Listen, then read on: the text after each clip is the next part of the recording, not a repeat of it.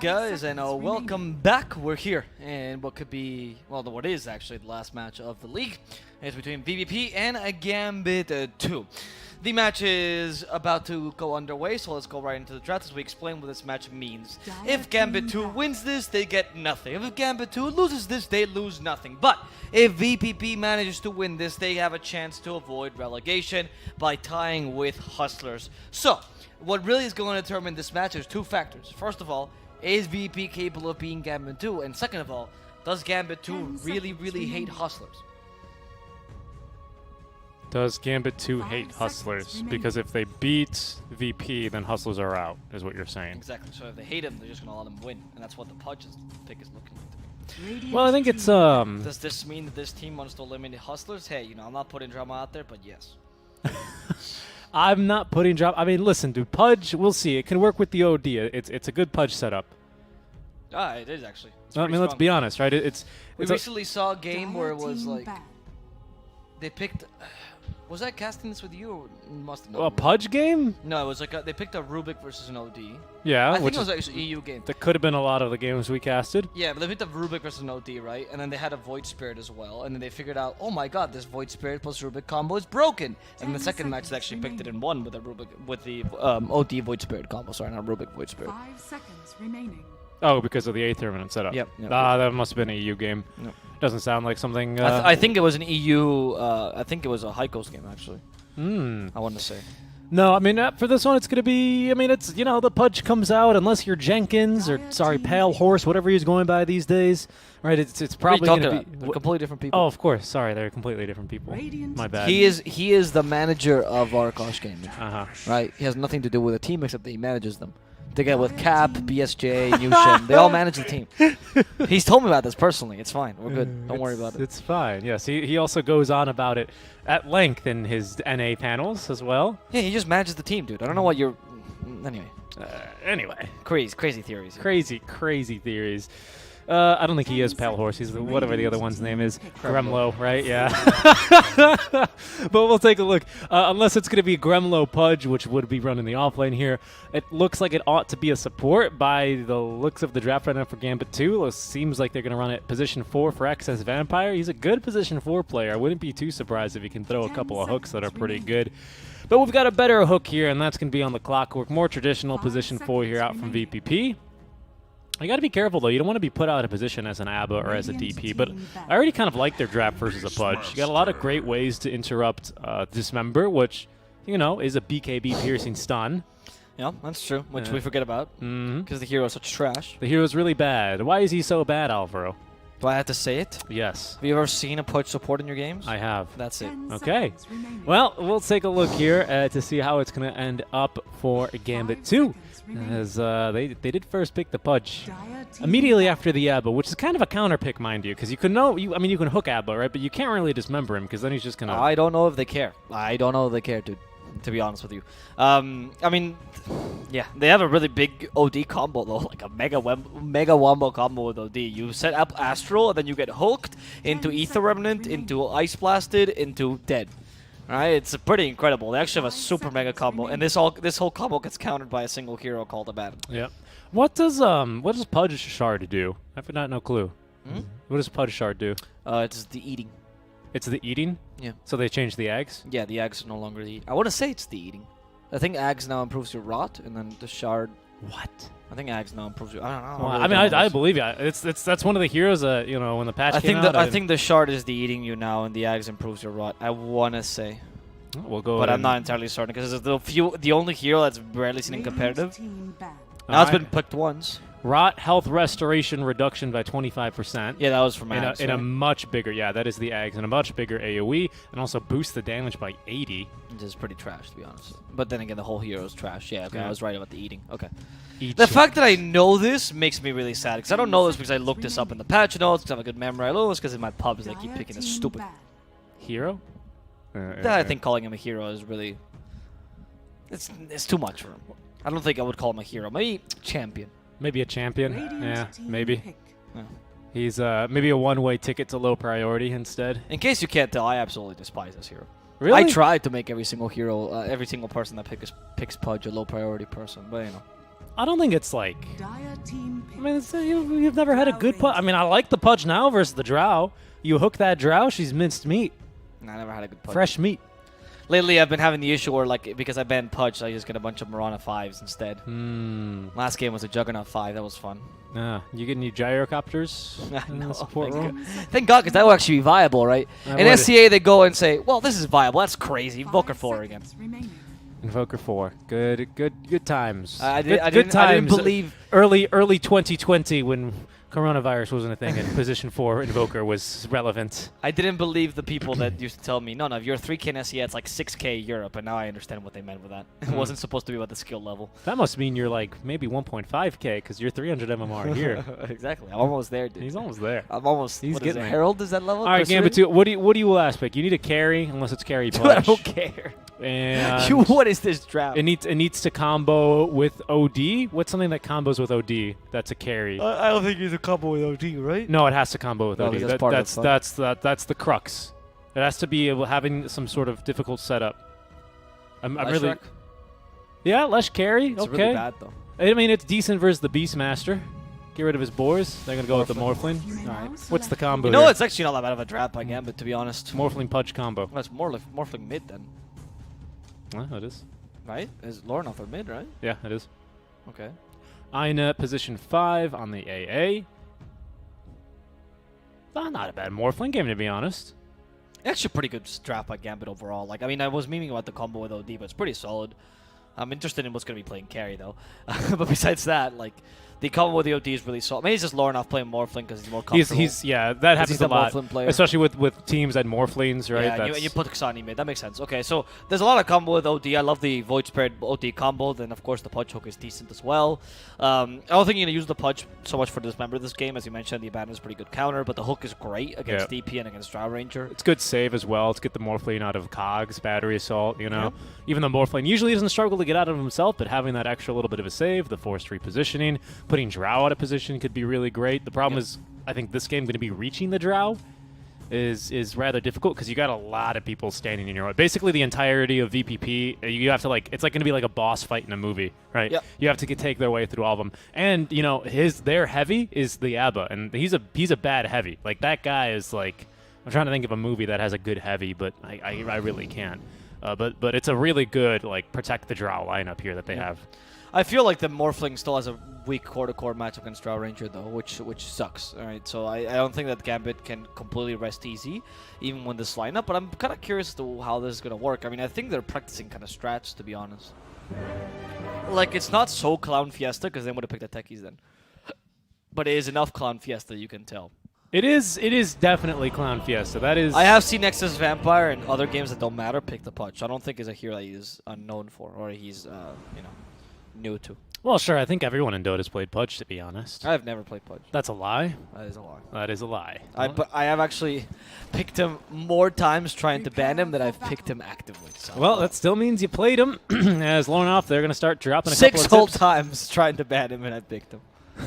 I have a huge win rate on the hero. I've played him a couple of times here. I just want to see if we've ever picked Pudge here. It's been the first pick of Pudge in the whole DPC leagues. There's never been picked before. You think? No, for sure. In the entire DPC? Yes, because I checked it before, and there are 2 picks. There's 2 heroes unpicked. I forgot what the other one was, but one I was like, oh, that. Thank God, this is trash. Yeah. I think the other one might have been Dazzle. I think it was Dazzle and Pudge. Oh, you know what? I saw Dazzle carry the other day in Snow Sweet Snow. Yeah, but I don't think it was Dazzle. Yeah, in the DPC. No. So this kind of settles that Dazzle is like hot garbage, dude. It's because they added Oracle, and then Oracle's like, well, I do everything you do, but better. And then there was the one patch. No, Dazzle's not played as a core, right? That's the thing. Well, he used to be, right, with Necrobook 1, because he's made to be the CDR. Exus Vampire. Get the Pudge out of here. He's got hook level 1. Careful, Force Major. Throw it. Yeet him. Get him. Oh. Target-rich environment. He missed. That was not a good hook. It was not. It was not even that might have been a kill, to be honest, if he got someone. Yeah, he got the DP there, particularly. I think she went. Did she go for Curse level 1? Yep. Yeah. So, nope. Oh, no, she didn't go in. Anyway. Yeah, so now we only have Dazzle being completely unpicked. And he's so bad. He's that bad hero, unfortunately. Yeah. Yeah, it's pretty trash. Like, the hero is really trash. The reason why the hero is really bad, by the way, is because the hero as an alpha laner doesn't really work as well with the Necro nerf, right? Because now Necros don't help you farm as much. You're like, well, why would I pick Dazzle offlaner when I can pick Beastmaster or Enigma and do the same thing but better? Yeah, and also they have so much more utility. Because they have useful auras to buff up the Necro books to help them farm, where Dazzle just gets them a little bit more frequently, but they're weaker. Exactly. Hook! There it is! That's a good hook. And Dazzle mid is actually kind of viable. Just people I think don't he's wanna pick dead. him. Yeah, well... Oh, that's a really good body block. I kind of know how Blizzy got that body block. Force Mages? Yeah, that's a tri-lane here. Oh, wow. I mean, it makes sense, right? I was going to say this in the draft. Like, the Pudge is a really weak laner, obviously. So, OD makes up for it because he's one of the strongest offlaners you can have in terms of the laning stage. Yeah, so that's nice. One of the strongest laners, period, I think. Yeah, I guess in Right? general, yeah. Just we see him in the offlane a lot, so he's brought this toolkit from the mid lane to the offlane. And no, we're actually going to see Xani playing the Void Spirit as a carry rather than the mid lane Void Spirit. Interesting. And speaking of strong laners, Beastmaster, of course, can actually contend with this 2v1 for a little while. Void Spirit, not too much of a danger. AA is pretty good at taking out your boars early on, though, with the chilly fingers, so that's something to be aware of, though, at the very least. Yep. But then he's not using chilly fingers to attack you, so you're pretty happy with that. AA sucks against the Beastmaster. Another hook there. 2 of 2 for Axis Vampire. It's like a 2 of 3, sorry. It's a known counter to the Ancient Apparition. You pick up Beastmaster and Ancient Apparition does nothing in the lane. As you mentioned, Chilling Touch is okay for hitting the boars, but not enough damage. You usually need to use Cold Feet to kill the boars. Once at level 3, they have enough movement speed. Sorry, once at level 2, the boars, Beastmaster's level 3. You have enough movement speed to outrun the Cold Feet. It doesn't really matter anymore. So it's a really difficult lane for the AA. Yeah. However, Void Spirit's quite strong against the Beastmaster, because same as AA can't kill the boars, Void Spirit can. It's just not the easiest thing. You have to waste a lot of stuff to deal with the boars. And we do see the Clockwork now rotate up top lane, so Force Major is going to be, just being a bully here to the Ancient Apparition, just standing there, blocking the stack there with his body. As the boys continuing to start to bully our Void Spirit a bit more. AA, look, he's trying so hard to just kill him, but he can't even. They even get him in the deny. Now, Xani could be in trouble. Battery Assault? He's got a level, Dissimulate? yeah. He had a point to use. He was putting the save in it. Probably maybe wanted to go for 8th or Remnant, but of course, when you're getting ran up by the clock, there's not really much else you could go for there. He's not like Desperate, who hates Dissimulate with a passion and will refuse to level it up even in the worst of situations. Yep, even versus a Stifling Dagger. No, it is Stifling Dagger, right, for Nope. Point of Pain? Yeah, it's Shadow Strike. Shadow Strike. Stifling Dagger's PA. Stifling Dagger is PA. And yesterday you learned that Rapier's a sword. It was a couple more days ago than yesterday. Yesterday for me. No, it was not yesterday. If I'm not casting, I'm not having a day. Well, that doesn't. We've casted many days in a row, however. So I have casted yesterday too. I just didn't cast with you. But if it's not casted with you, it doesn't count. Ah, there it is. DSA. Okay, that rod is not good enough. It's only level 1. It's such trash. Yeah. Oh, no, the hook's gonna miss. Those hooks have been very hopeful. Some of them, huh? We've seen some decent hooks. He's 2 of 4. He's 2 of 4. 50%. Is that what we're gonna count here? We're gonna just count. Yeah. 50% on skill shots, not bad. I think for Pudge, you want to try and aim for 55 personally. Yep. That's what I would be trying to hope for. At least when I play skill shot heroes. Do I play any skill shot heroes? Yeah, Earth Spirit is, kind of. Earth Spirit is like a. Oh, there's a hook. There you go. Noticed. The Aphotic Shield and the damage from the OD pretty high, but the Abandon is keeping them in place, and Blizzy might just die. First Blood is given to Notice. The Excess Vampire cannot deal with DSA. Once he gets that Curse of Avernus, you cannot turn off the rod. Run. And now he's going to die to one last hit. Can't deny yourself unless... Oh, you should have just dived that.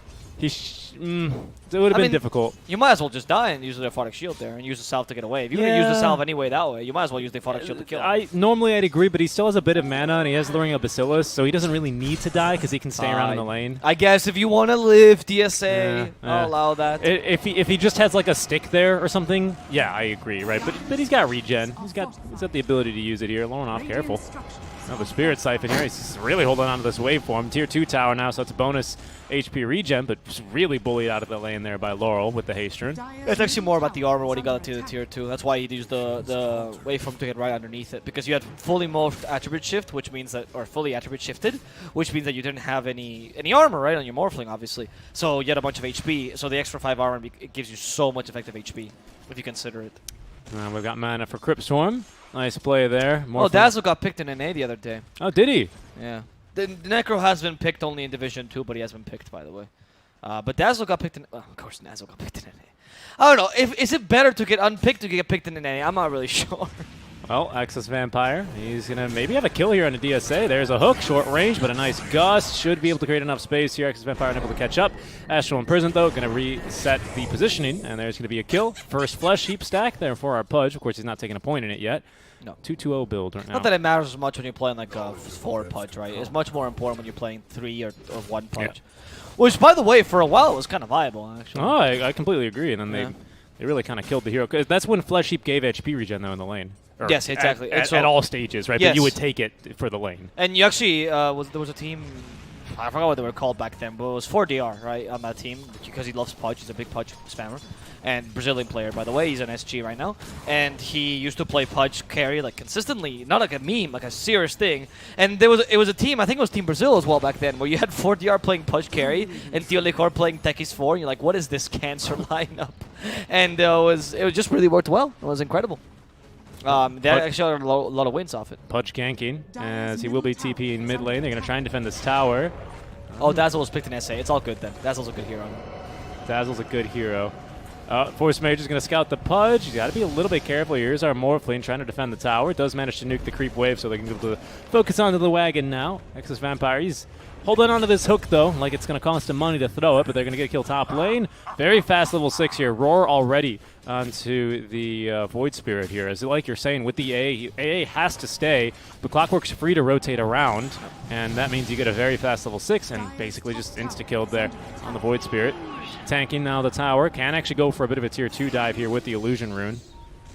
Will decide against it, though, because the creep wave's in the way, and here's Excess Vampire. He's going to give away his HP as well to Laurel. Laurel's just in like a Las Vegas buffet, and everyone just walking in, giving him more and more HP. They're going to kill top lane, by the way, Celebrity onto Ina. Of course, we're watching the Pudge, though.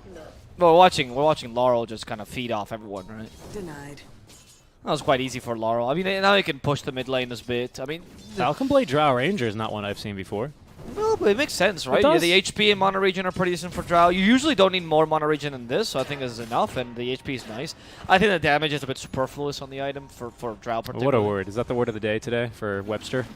Superfluous? Sorry. I think the damage is a bit unnecessary. It's a bit too much.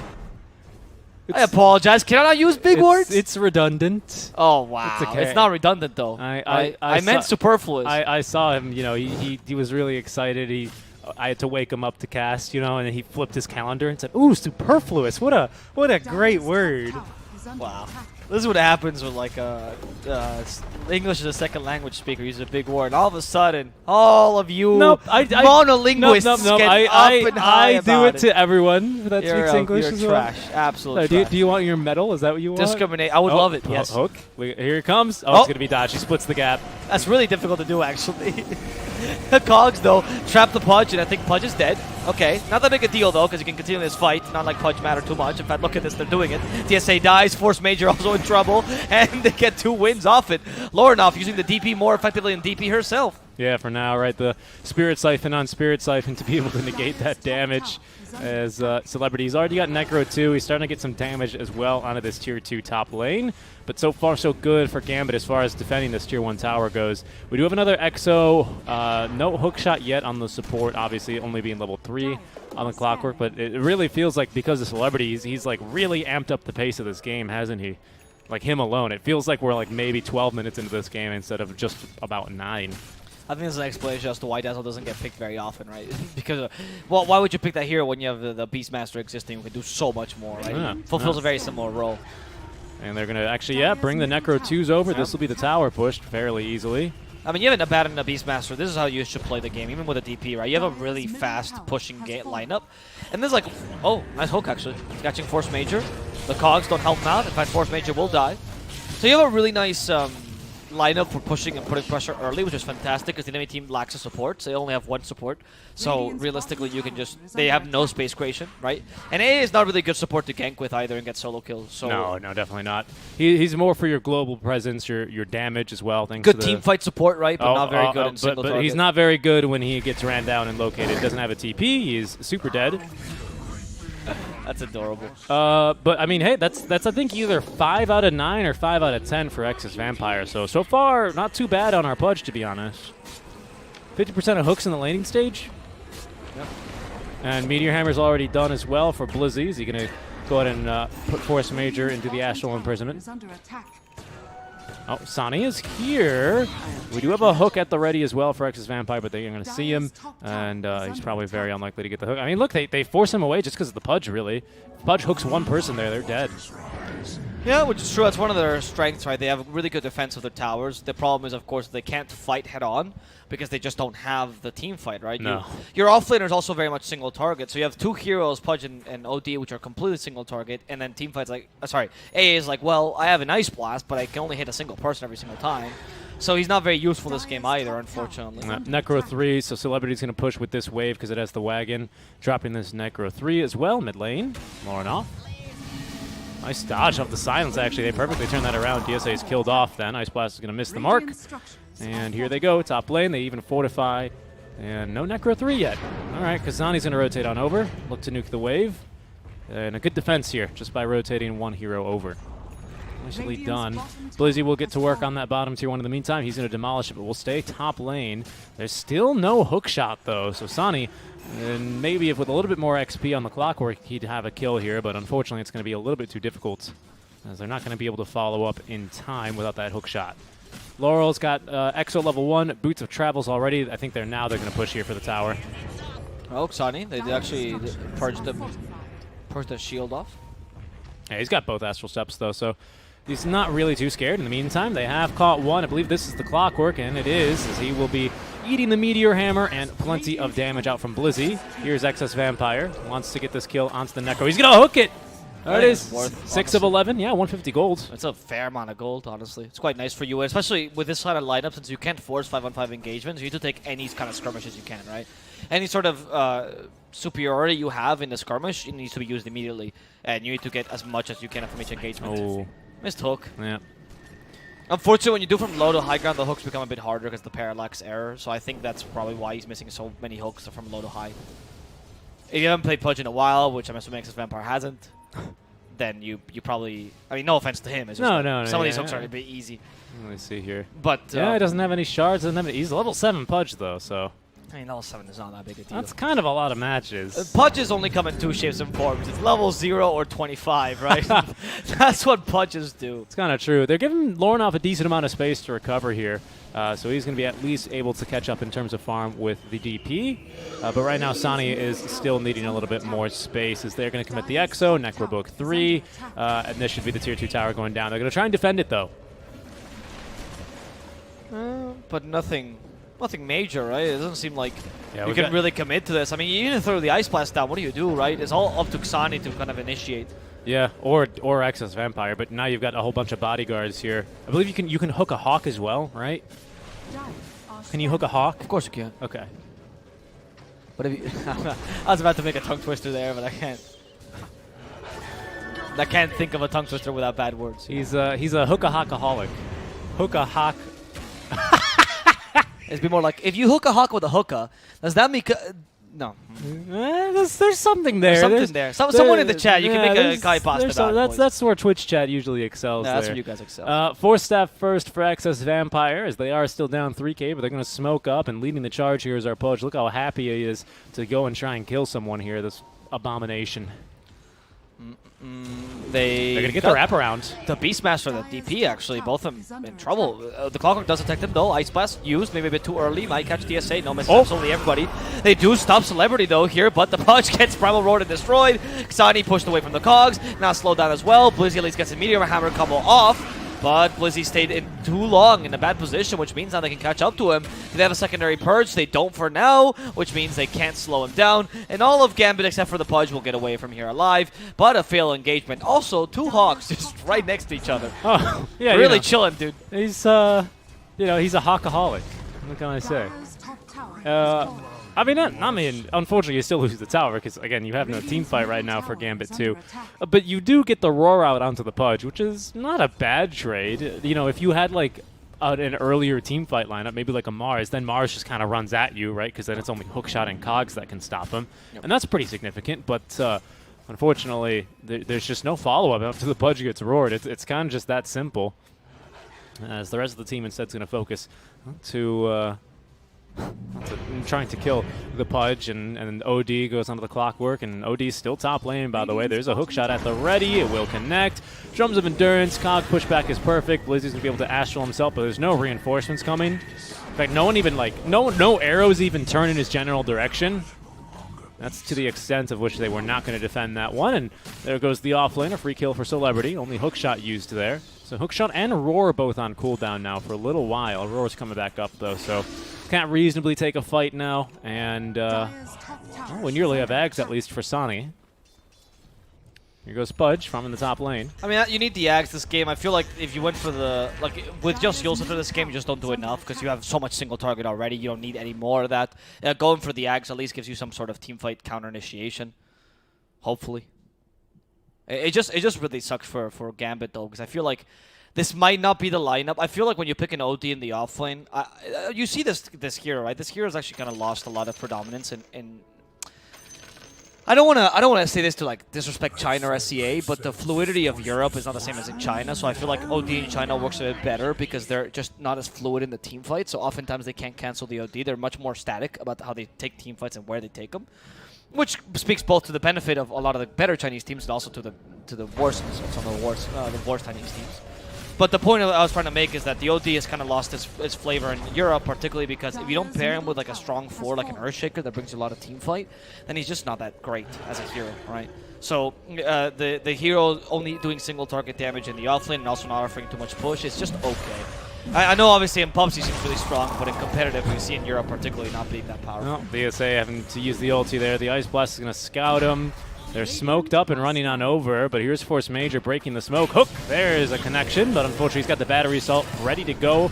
And Prime, nice hook shot though to be able to escape the disseminate as Inet just running on in.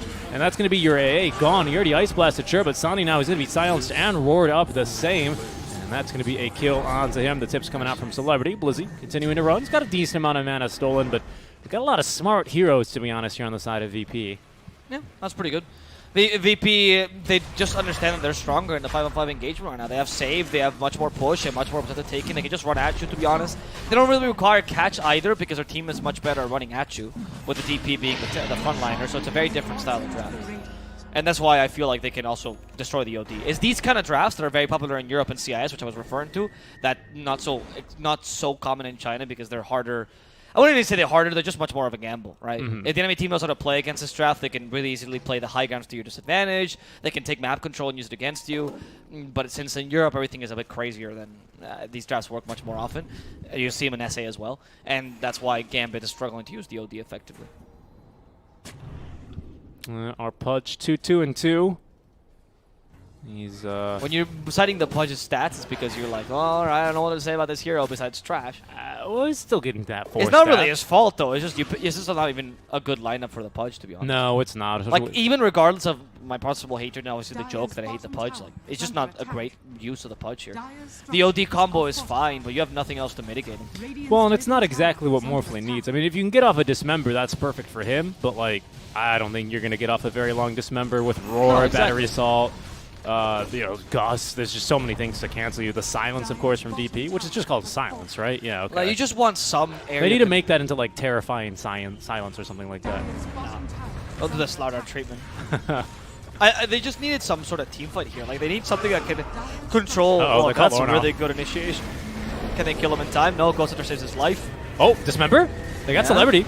That's pretty good. Great Celebrity, two-man the Ice hammer. Blast as well. Hit them. Celebrity's dead. They use the Sunny's Eclipse, and they continue to chase after VVP. The Drow is nowhere to be seen. Finally, Drow joining in the fray. Extra summons being committed. They kill the OD. Oh, Blizzy will save himself for a couple seconds, but he's still going to go down. Has the silence also of the VP. Okay, they do take a kill onto TSA, but in exchange, Lornoff will have to fight to the death here, eventually leaving with a waveform, not getting the kill on Force Major. Still a win for VVP because they managed to restructure that team fight. And I think noticed, man, he just deals too much damage. Yeah, as soon as he joins, you could see that got really bad. Nice hook there at the very least. It wasn't even with a ward, by the way. He just knew he was running his ass right back into the team fight and got him. Yep. That was impressive. Of course, I think another difficulty from Gambit's lineup is also the core-to-core matchup being kind of bad for the Morphling. Morphling can mitigate this with enough farm, but here it's... Like, here with the Drow range just doesn't I don't think there's even a point where Morphling is like quite satisfied with this matchup, right? Because eventually you just want to go full agility once you get enough stats, right? Yeah. But you don't have enough strength to withstand the Drow's burst damage with marksmanship. Oh, hook shot. They are going to get this kill onto Aina. Got the Sentry Ward at the very least. Counter initiation. Good hook to save his friend. As Sani is going to have to astral himself away. Ice Blast. Might be able to find him. Ooh, they just missed. That definitely would have gotten the kill. Very unlucky there for Gambit. His Force Majors is a bit too fast. They're using those drum actives to get out of dodge. A little bit of extra move speed definitely saving his life. Yeah, I like the drum spill a lot in Beastmaster. I think a lot of the builds, in Enigma we actually seen drum spill as well recently. We have 2 drums, by the way. One on the clock and one on the Hey, it's useful. Drums are so buffed right now. I think that it was a really viable item in the start of the meta.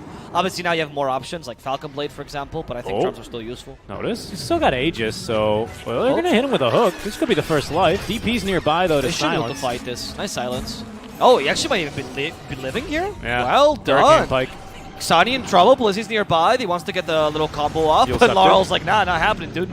Not happening, Blizzy. Immediately silenced. There's the Ice Blast. No, might just kill Notice. Outruns it. Hook shot. Hits 2 as well, but they want to guarantee the kill onto Blizzy. Blizzy gaining some time with the Astral Prism, and they can't burst down the clockwork. Instead, they consider going for the OD, and Blizzy will be the scapegoat of this fight. Yeah, along with Excess Vampire, right? Lornoff should be able to escape here. I don't know, dude. Silence is strong. They have a second silence of the DP. There we go. Yeah, and the damage to the Drow is really high. Thank God he has the E-Blade. Yule Scepter set up again for the second silence, but they have a hook to save him anyway. So even if they had Gust there, which I don't think they did, Morphling was dead. Yep. Oh, Morphling was alive. Sorry, Morphling was alive because of the hook. That's what I meant to say. Yeah, yeah. Pudge the Butcher. He says, no, get back here, Water Boy. I need you to stay alive for now. As the E-Blade there, definitely coming in handy towards making sure he doesn't actually end up taking a big death. Has the Hand of Midas now ready to be used again. His farm, yet again, still a little bit lacking, but it's not too bad considering that he doesn't really have any supports or an offlaner that's been able to make space for him this game. So he's just been finding farm in whatever nook and cranny he can get. And the fact that he's got already 10k, granted with the Midas, right, is not too bad. No, I mean, the Morphling has been okay this game. I mean, your win condition has still been powerful. The problem is that up against a Beastmaster and up against a Drow, I feel like the Morphling is just not enough. You need something else to help you out there. Because what if you promo roars, like if they promo roar the Morphling, you know, until he gets Lincolns, which is going to take a while if he wants to even get it, right? Going for BKB first, yeah, he's by going the way. for BKB, which makes more sense, right? But say you get roared in the team fight, what do you do to save him? Besides hooking him, right? It's your best. That's your only save. I mean, Astral, right? Astral, right, that's true. But then you don't have the combo with OD, so then you might as well Blizzy just call it quits. Your team fight's done, right? You only have an Astral, I mean, but your team fight's also done if you lose the Morphling, though, right? Yeah, exactly. No, I mean, I think it's the right play. But my point is that either or, you're sacrificing one of your heroes. Definitely. Whereas with obviously like with the side of VPP, if they get roared for some reason, I don't know, if a Rubik spawns into the game and steals roar and then roars someone, DSA can just hit him with the Aphotic Shield and they just keep on fighting. No, I mean I get your point, but we'll see. They're gonna smoke out of the base. Oh, Celebrity is actually just completely alone here, so this is going to be a kill. Hook. Oh, they got him. Into now just all the damage, committing even the Ice Blast for him unnecessarily. I think we're really strong in single target kills. They got him. They got him good. They killed him. They did. They murdered him. He's actually the most farmed hero in the game right now, by the way. So, which is impressive, by the way. Congrats to Celebrity. And also, that's a kill regardless if it gets his BKB off or not, because then Pudge just dismembers him anyway.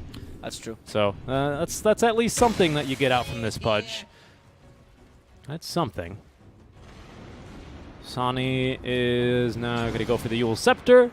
That's going to be a little bit more useful for him. Also a Pudge hook setup, as they're going to be a little bit disappointed to recognize or to realize that they were underneath this ward the entire time, just outside of sentry range. You can actually de-ward it if you put it right here as well, which is kind of the annoying part. Oh, now they're going to know. Ina's like, damn, that was free gold. Yeah. I don't know if I love the Yule Scepter for the Void Spirit as his build, right, for this game. But I do find that the Void Spirit has to just kind of play this really cheap build and effective with the Yule Scepter and just going for save, etc. Just so he can keep the Morphling alive and just be a nuisance, because he knows he's not going to be the win condition. Oh, they're going to kill him here. Silence. It's a hook He shot. doesn't have Yules yet, right? Yeah. Oh, whoa, they missed the silence, yeah. Yeah, that means that he can get away. Yeah, okay, that's good for Xani. But these are the things that I wanted to see him do. I think you should be trying to cut lanes, be a nuisance. He's got to play like a Pucker and Ember would. Exactly. But he's not, of course, as but good without as the damage that they bring, right? Without the super Did they initiation. just E-Blade combo a creep? I'm not really sure. It could have been an illusion. Oh, I think it was an illusion. Okay, maybe. Well, maybe. Can we check Drow's items? No, there's no way you can create illusion, so. Nope, it was a creep. Sometimes you just got to get that farm, you know. Why is Drow bald, by the way? Chad has noticed, but I've been noticing for a while. Why is she lost her hair? Well, she's a drow, right? Dark elves, I think if you don't get enough vitamin D, maybe, from the sun. I think it's because ESL, or casting one of Shane's games. Oh, X's vampire. Get the bounty! Oh, no. Oh, he couldn't hook the bounty because he was silenced. Oh, good effort there. Has to TP away. Blizzy as well. He's currently positioned top. He doesn't really want to be here much longer, though. The DP will show, but again, it's just too risky to take her on right now because you can TP to the tier 1 tower right there. My bad for the other languages. I did not mean to ping. My apologies, mea culpa. As that's always really annoying to see in the other channels. My bad. It's okay. I forgive you. Thank you. As part of the Spanish broadcast, I can tell you you're forgiven. Do you cast lower div? No, I mean you can't, right? No, What a dumb question for me to ask. Do I cast the same Do you game in cast the English and same Spanish? game in English and Spanish at the same time when you're sitting right next to me? Is that something you can do? I think that you should really work on adding that to your repertoire. Yeah, I think imagine. Speak two languages at once. Sani Sani? has the Yules. He's fine, I think. He has Astral Steps 2 charges. I think as they know he was I there, mean, though. I don't know now. That Oh. was a weird Astral Step choice. I think it went the wrong way. Can they punish him? They still have the silence here. Rocket Flare gives vision of him. They have hook shot as well. Missed hook Oh, shot. good juke. Yeah, that's true. That was more of a juke than a miss. Mm-hmm. And he has a TP. Okay, he's getting away. Oh, he's getting away. Oh, Oh, get he's the courier. getting couriered? Hell yeah. Nice, Xani. What? How did he crit that? Oh, you just do more damage to couriers as a melee hero. No, he had Implant, you idiot. Oh, he does have Implant. I was like, how did he crit that? I was like, what? You do more damage to couriers as melee hero, therefore you crit them. Well, you know, I wasn't sure if that's how calculated. I only play range support heroes, and I never get to see couriers outside of the landing stage. Oh, wow. Vlad's already done. We have now Aegis and a cheese probably onto the DP. Oh, she went for Scotty. Dude, you have a shard that does the same thing but better. Nah, I mean, the Scotty's a bit better, right? Because you need to get 3-4 right clicks out with the frost arrows until it becomes... Oh, it's true. 4 right clicks until it becomes as good as Scotty. Okay, fair enough, fair enough. I mean, it costs much more, but it gives you stats, It which are does. very useful. Yep, the stats are nice, right? Sure. I see that. I mean, this speaks to how bad the shard is, though. I feel like Fog is right on the money on this one. We're going to see lower enough. Okay, Force Major, burst it down. Lower enough, continuing. Maybe the DP. But he's BKB right now. He's going to get away fine. Cutting the top wave right now is Sani. Good job with that. But they still have a wave top, and they're going to buy back on Ina, who does not have the Ice Blast for 25 seconds. This wagon is still here. Oh, they're fighting again. Pudge has been located to try and get him to safety. There's the Astral Nice promo roar. Remnant, or the Astral Imprisonment, as now Laurel's jumping in with his own BKB. Lots of targets for him to Spirit Siphon on. Down goes the OD. Down goes the Pudge. Pudge is going to buy back instantly. And Laura, with his BKB expiring, will be forced off the high ground. This is a possible hook. No, and a great silence down to the Void Spirit to stop the Aether Run from coming through. His DSA is now going to be healed. Might as well pull him back in. Do they want to go back in just to save the SA? Do they have a 4-step here or something? No, they're just getting really But close Ice Blast? to him. Ice Blast hits both. Okay, No. it's only going to finish off the Abaddon. And actually, They're the buying Hurricane back. Pike saved noticed. But he has a gust. He still wants to fight this. Going for the OD immediately. He's dead. OD is It's a destroyed in a dieback. matter of seconds. Still silenced up. Another as hook. Sani. The hook just brings Celebrity into the base. He's dead. And that guarantees yet another kill for Gambit. But is that going to be enough? VPP still looking to fight this with Drow's damage is perfectly viable even without Celebrity. The hook shot misses. They need vision of them. They did force one dieback. I don't think you want to push this too much harder, but they're going to try for now. They still have a They board. still have Aegis, right? Celebrity Soul is still around here with a board. They silence up Sani. Another hook for DSA, the shotgun. Oh. But doesn't have borrowed time. Still survives despite that. Xani does go down to Laurel though in the backlines as noticed. Commits himself to taking these racks down. We got another hook in a second, though. Yeah, and that Here- hook here- here might it be as comes. good. Here it comes. Let's go. Oh. No, they were ready for it. He tried It's very to. slow. He knew, of course, that Notice was going to try and juke, so he went for the 50-50 play. Either Laurel or Notice. Maybe if they decide to juke towards each other, we'll get the kill. But nice coordination there. Juke it away from each other. So at worst case scenario, they never line up there.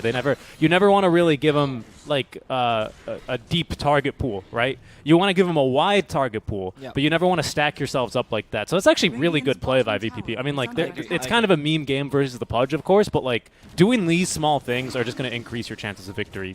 Yeah, the idea is you put yourself as spread out horizontally as much as possible, Yep. and then when the hook comes by, another you hook. just all go away. Unfortunately, they missed the Ice Blast. Yeah, but they still hit the Astral. Who is it? It's the Abaddon, right? Yeah. DSA could still die. All right. There we go. It's a dieback on him, by the way. Shotgun, pretty good. Yeah, dieback. That's true. That's your Abaddon loss, which means that you now need to retreat as VPP. Probably wait for the... Oh, no, you already have Aegis. You still have Aegis, but I think he's really useful for the Dispel to tank a lot of these hook combos, right? Because he's a big target out in front. So you're going to just take it easy, but Gambit, they're going to put their pedal to the metal now as they're going to smoke on up, head down right into the mid lane, and look for what they can find. Okay, Xani is leading the charge, but it doesn't seem like the team is really sure about this. Like, no. Xani's leading on one hand. Blizzy's baiting mid. just went mid, but he's baiting alone. I don't think this is a bait if you're alone. No, MVP is like, is this a bait? Force Major's trying to read this from behind. They're doing a fake back. It's a really peculiar bait. This is great. Oh, what? Notice? With the bullet or the hawk. Yes, gave vision over them. Hook the Hook misses? is not going to save him. He's dead? Oh, no, they missed up the silence. Xani, though, can still get away. He has the Astral Step. Here comes the Ice Blaster. Hit Celebrity. Celebrity's going to survive this for now. Laurel, though, chasing after Xani, committed to the enemy mid laner. He wants to kill his mirror matchup. He's going to get it. Xani will go down. Lornov now in trouble as well as the Exorcism is starting to chunk him down, but they have nothing to cancel his TP. However, fair amount of damage from Laurel regardless. They do kill off Xani, though, so I think there should be the chance to at least take, or try to take tier 3 mid. Yeah, they bought back as well, though, on the Clockwork. They really want to end this for now. I'm not sure why. They don't really need to like force it, right? Like they're strong late game as well. I don't see any Morphling combo that if he gets an Ags or anything. He's not even going for the Ags, of course. Going instead for the Eye of Scotty himself. That'll help him out a bit more, as they will be able to nuke down the Hawk. But the tier 3 tower taking a lot of damage. Next, he's not even in hook range, by the way. That's how far away this Drow can attack with the Hurricane Plague. Oh, they're still going to actually hit her. All right, that should be the first life down. Oh, they're going to be able to save her, though, with the Aphotic Shield. Get her off to safety. Ice Blast shouldn't connect. Oh, Celebrity's going to run into it, though, unbeknownst to him. I think the Rax is still going to fall. They don't have the greatest high ground defense either, to be honest, besides the Pudge. Here's another hook. He's got a Force Staff. Off cooldown there, on cooldown, rather. Yep, mid lane of Barracks deleted. Sani's returned, so Gambit, they're not going to sit on their own high ground for too much longer, I'd imagine. They're probably going to go out adventuring as there's Aegis being reclaimed. I mean, they're considering of re-engaging this, though. They know they have the advantage anyway, even without the Aegis. Do you wait now for the next Roshan? I guess it's the safest play. Considering how much it's at stake for VVP, I understand that. Yeah, they very much want to win 1 in 5 currently here with their score. If they can get the tie, that is going to force tiebreakers, right? Yeah, if they win this, they force tiebreakers against Hustlers, indeed. Who also share a 2 in 5 record. The Bates, unfortunately, all alone at the bottom, 1 in 6. So a win here for Gambit is also going to condemn VPP to the same score. Obviously, they're going to try and avoid that with Pudge in game number 1. Giving them a bit of an easier time, I would say, considering Pudge is not the strongest of heroes. You know, maybe if you want to force some repositioning, I might still consider a position 4 Bat, even though he's heavily nerfed over the Pudge anyway. Or a Magnus, maybe, instead of the Pudge. You know, just I think there are better heroes suited for the same kind of repositioning. Or you can disconnect and give your team extra gold. Can't do that in Captain's Mode. Oh, it's true. No. Otherwise, that would be a real strat, right? Yeah, that would be a real strat, and it'd be as viable as Pudge 4. So you can actually do that in your ranked games. There's a couple of like famous Reddit posts where someone a support will abandon a game to get buyback to a core, and then they win. The problem I have here with the Pudge 4 is that he's just not like really good support. Like when his time was to shine in competitive, genuinely, it was as a 3 and as a 1, as a 2 sometimes even. But like the idea was to play him as a core. Particularly 3 was where he's shown the most, right? I feel like as a 3 he makes sense, but as a 4 or as a 5, he's just very weak. Yeah, because your laning stage is too bad, and you're more of a late game hero, right? Because you're supposed to like rack up kills and everything. So I'm wondering, why would you pick a 4 that's like a late game 4 that might as well pick him as a 3, right? I mean, my thing is, if you're going to pick him as a 4, I see no reason to pick the Shaman, or not to pick the Shaman over him. Okay, they're going to have the Flying Vision with the Shiva's Guard. Oh, hook shot, though, is going to accidentally connect. That was a Stormcrafter or something? Yeah, what's that so? I don't really know what that is. Can you purge off the Yules using the Necro Archer? He must have, okay. But you have to click on him before he's in the air. Which is interesting, because otherwise it should give you an error. But I mean, I just don't know why you wouldn't pick the Shaman. You know, he kind of has range dismember. By the way, Pudge sitting right underneath a ward. Poor guy. Yeah, it's true. I mean, if you wanted the force repositioning, right, I guess Tiny's better, though. Like, if you want Tiny Airlines, yeah, for sure. He's better for force repositioning, and also for saving teammates. Also, he's got real great burst damage versus a Drow if you can jump her with the blink. Yeah, he's a real hero. Yeah.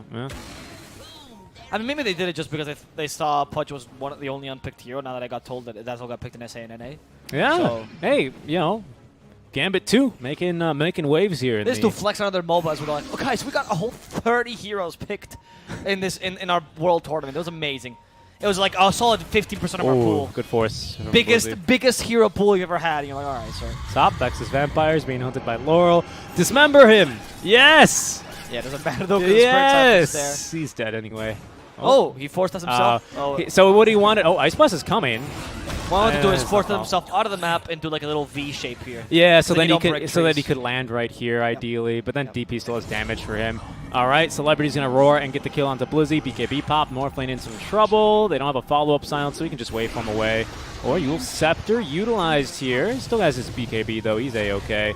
Ina, my goodness, getting chunked by the Drow, nearly dying to the multi-shot as Sani's gonna get silence. Doesn't have the Yule Scepter anymore. Misses the Gust. Oh, cannot get the Dissemblade off, though, as the Crypt Swarm will finish him off, and Ina is going to perish to the Ghosties in the trees. This is going to be then the Tier 3, the Megas, and probably the game, as Gambits are not really having the bodies to defend this one, unfortunately. I think it's called GG, right? At this point in the game, I don't think you can recover at all.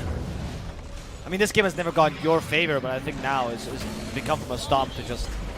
I guess they'll play it till the end. Might as well.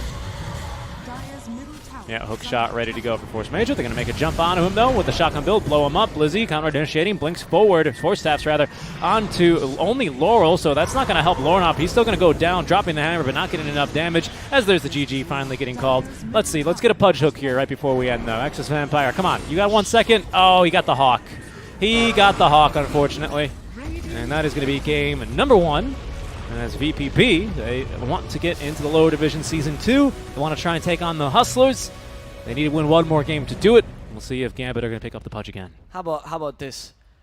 Hockey Puck. What a hoax of a hooker. Hooks the Hawk. What's the Hockey Puck got to do with anything? It's like an expression. Hockey puck isn't what? Sorry. Maybe in Canada. I meant to say poppy. God. Oh, you said hockey puck. I did not. My mind went away. What are you, Canadian now, you hoser? What's going on? You say NA and hockey pucks and lightning. Laurel didn't die a single time. I mean, sorry guys, that this game we took a bit more with a grain of salt, but it's very obvious that Gambit 2 was not playing too seriously. They have nothing to lose or win.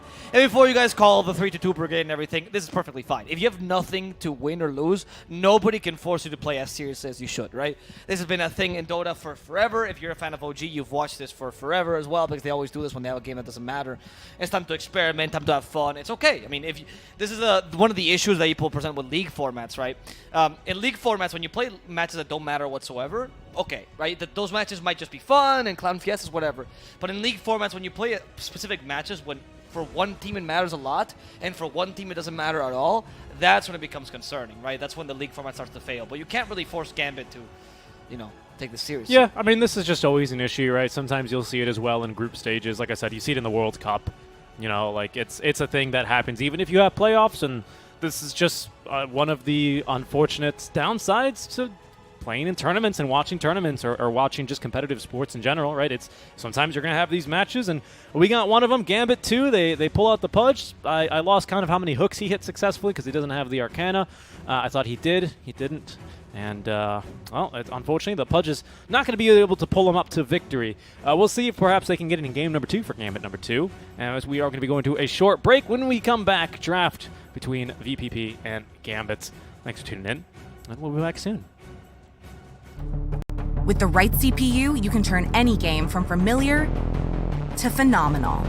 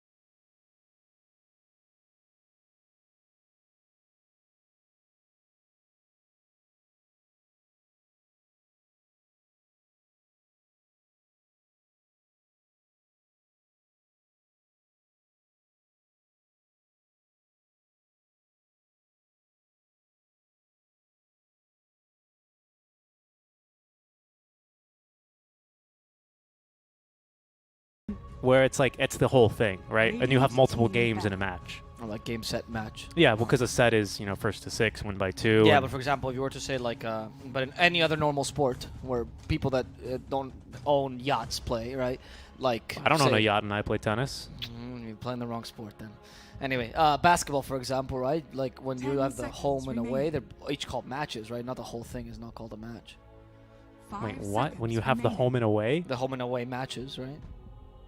There's like the same thing as a best of 3, or somewhere in that sense. What? You know? No. When you have a home, those are just 2 games, aren't they? Well, I mean, no, but like for example, when you go to playoffs, right? You have the home away, and then depends on how it scores, and you have to play one more. It's like a best of 3, but that's each one is individually called a match, not the whole thing. Really? Yeah. Do you play no other sports that are not made for people with? I don't play basketball. You're too Football? short to play basketball. Football's the same thing. Well, what do you mean football is the same Each thing? one is called a match. I mean, there's no playoffs in football, but when you go for Yes, there leagues- is. Well, It's a Super Bowl. Oh Lord. Oh wow, Americans. Actually, in American football, it's the same thing. Each one's called a match. Dude. Well, because it's only one. It's the I only guess one. there's no best of 3s in That's what I'm American talking football. about. Yeah, It's a okay. Super Bowl, baby. That's true. That's true. Game, set, match right here, folks. What can I say? I mean, not game, set, match, though, because I give you 15 examples where you were wrong. Well, you could not disprove the football example. Volleyball, football, basketball. That's the same thing in Water volleyball, polo, though. hockey. You win individual games, and then you win the match in there. Because there are multiple games Which in a have set. home and away. No. I don't understand. What do you mean? What is this home and away stuff? That's what you do in basketball. What do you do? Listen, what is it basketball? This is what it always comes down to. I've contradicted you on 2 sports already. You go, well, what about So you're doing basketball? basketball Oh, and football. what about basketball, huh? Well, football. What too. about hurling? What about Soccer. hurling, huh? In hurling, you don't have matches. No? No. You mean curling? No, hurling. It's an Irish sport. You don't know what hurling is? It's like lacrosse, but they just they don't play with pads. You never heard of hurling? I think you're thinking of the one of the Olympic sport. Dude. No, definitely not. You can look up Irish hurling if you would like. It's a real sport. Oh, you're right. Yeah, I know. I told you. It's like Irish lacrosse, which is kind of incredible because they've been playing it. I mean, they played it, I think, a long time ago, but lacrosse as well was invented by invented, right? They started playing it back before Europeans came over, and it was the whole New World stuff, so. Yes, hurling. Oh, that makes a lot more sense, yeah. That makes a lot of sense. Well, sorry, I don't want to be offensive and try and pronounce. No, I'm being sarcastic. I was just so sorry in Spanish. Do you wanna go with the draft, or do you wanna keep talking about sports? Well, I mean, is this a game or is this a match? It's What a is it? goddamn match, dude. Alrighty, there we go. We are in accord. There is no puck, however. Instead, they're going to pull out the DP. Gambit this time with a bit more of a serious draft. Yeah, this is a really serious draft. Wait. DP might gonna be playing carry, NP's gonna be playing in the 5 position, or Shaker mid. Wait for it. Doesn't seem. I mean, you don't know the matchup right now for the Earthshaker. Earthshaker mid can work. No, I'm kidding. I don't think it's gonna be the case. I think Earthshaker 4, particularly because Excess Vampire is playing a lot, Yeah. is very solid. I think the DP, honestly, with the Darkseer, I don't like her as 5 very much, but NP becomes a really good 5 with Darkseer there. It's a really solid draft for now. VP Prodigy, they're forcing out something they liked a lot, which was the Bloodseeker as a carry. They've done this multiple times, even when the matchup is not great. Against Earthshaker, Bloodseeker carry struggles a bit, but against Nature's Prophet and Death Prophet, he's really good. Against the Prophets, right? Wait, were you expecting it to be? Oh yeah, they are both prophets. Were you expecting it to be? Sorry, offlane or carry in there? You spoke. Bloodseeker? Yeah, Carry. carry. Okay, He plays the carry. You speed ran that sentence, so I was a little confused. No, I mean, I completely agree. I mean, you're totally right. It's a strong lane as well. Darkseer's been picked, right? So obviously, I'd be surprised if Darkseer was like, what? There's no other way you can put him in the off lane. Also, I think this team has not been. I mean, they've played him once or twice in Celebrity, but it's mostly noticed. Oh, good AM pick though here versus the Darkseer. That makes him very sad. Yeah, but Bloodseeker's pretty good in the core-to-core against AM, though.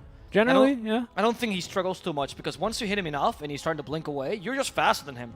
And he blinks and you just chase after him, you see him as well. You are, but we gotta, like, again, it's kind of the same last game. I said this for VPP, where you have a lot of people standing in the way, though, right? I mean, yes, if it's just 1v1 Bloodseeker AM, I agree completely with you.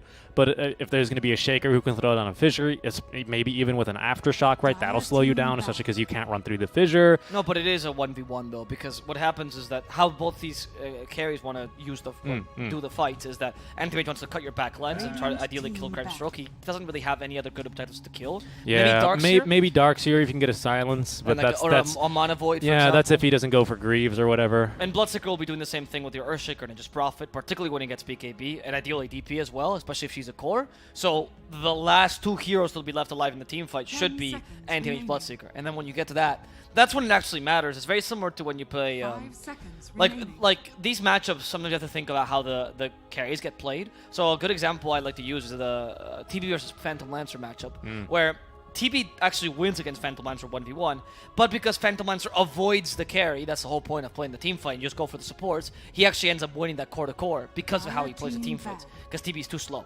right? He can't chase after PL. In this case, since they both play exactly the same, the core-to-core matters much more, because then you actually going to have a point where they fight each other. I mean, I see what you're saying.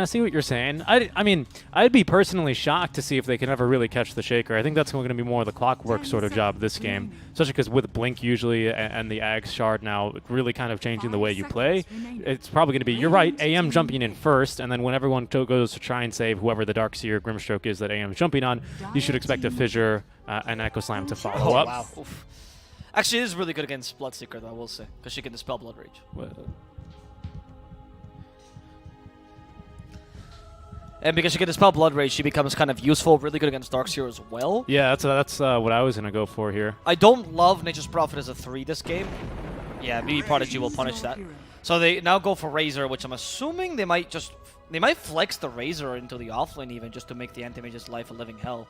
And you put, like, Bloodseeker mid versus DP, which is fine. And you could put the Razor offlane against the anti-mage. Darkseer solos and avoids the Enchantress pick.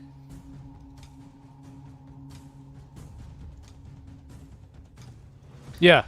I am uncertain why the Razor pick would be, though. I mean, if against DP, it's fine, too, because he fulfills your tempo expectations, which is you're going for, like, a strong early game, and you're trying to run the enemy team down before the AM gets online. The difficulty about Gambit's lineup is that when you pick an Aegis Prophet and Death Prophet as your picks, right, with a 4 Protect 1, the idea is that your early is so humongously strong and so much better than the enemy team that you will push a bunch, and then even if your mid-game sucks, it doesn't really matter, because by then you already have enough space because of the DPNP. They're not that strong solo, though. They're not that strong at creating space. They're more strong at pushing towers once you've given them space. And so being able to do this, it's a bit difficult, because in this game, VP Prodigy has completely put themselves towards the early game. So that means that NP and DP don't have anything that can help their push and allow them to push freely, and therefore I don't find them to be that powerful. Yeah, we got good wave clear, but I mean the single target, especially early on from Gambit 2, is kind of unparalleled right now. I mean, kind of the same thing as last game, though, right? Like with the Pudge pick, if they can jump onto someone, they will be able to blow them up without an issue. But once again, we've drafted another lane support. At least this time, they at least have a much better lane support, granted, right? With the Ench being able to naturally pretty hard counter the Darkseer at pretty much every stage of the game. So that's going to be super annoying. I honestly think the Ench is much more powerful here than the Darkseer as against the Bloodseeker, genuinely. I think dispelling Blood Rage, because Blood Rage at max level is perma on you, right? So it's 8-second duration, 8-second cooldown, which means that you enchanting it in the beginning, that's a full 7 seconds of you having no damage, genuinely. Because the whole purpose of you using the Bloodseeker in the carry role is to use that Blood Rage effectively. So if you can't use the Blood Rage on you, you're pretty much done for. So I think the Enchanter's actually a really smart pick. And I don't like this. This is normally not where you hold, by the way, when you're defending against smoke plays, but it'll work for Lorinoff, as he's going to be able to run himself home and back into the safety of the Tier 1 tower. Normally for Radiant, the play is to hold somewhere here in your own triangle, but hey, it worked out. That's a new one I've seen. Normally that one is punished. Interesting ward placement here as well, scouting for any rotations. They will see Sani down bottom. With Lorinoff here as well, they might look to turn as everyone's just kind of having a dance party right now. We'll take a look. Oh, careful with the Fissure. That's probably first blood here at DSA. He's got no choice but to turn and face the music. And it's quite the chorus here. 4 heroes are going to be able to secure first blood. For Lorinoff as well is a much better start here for Gambit. Even the Shaker is going to feel confident enough to maybe contest this bounty rune, but this is way too aggressive here. Yeah, he's going to have to force himself back. Good little first blood for Gambit, particularly because who took it? Lorinoff. Lorinoff? Okay. Even better than AM, I would say.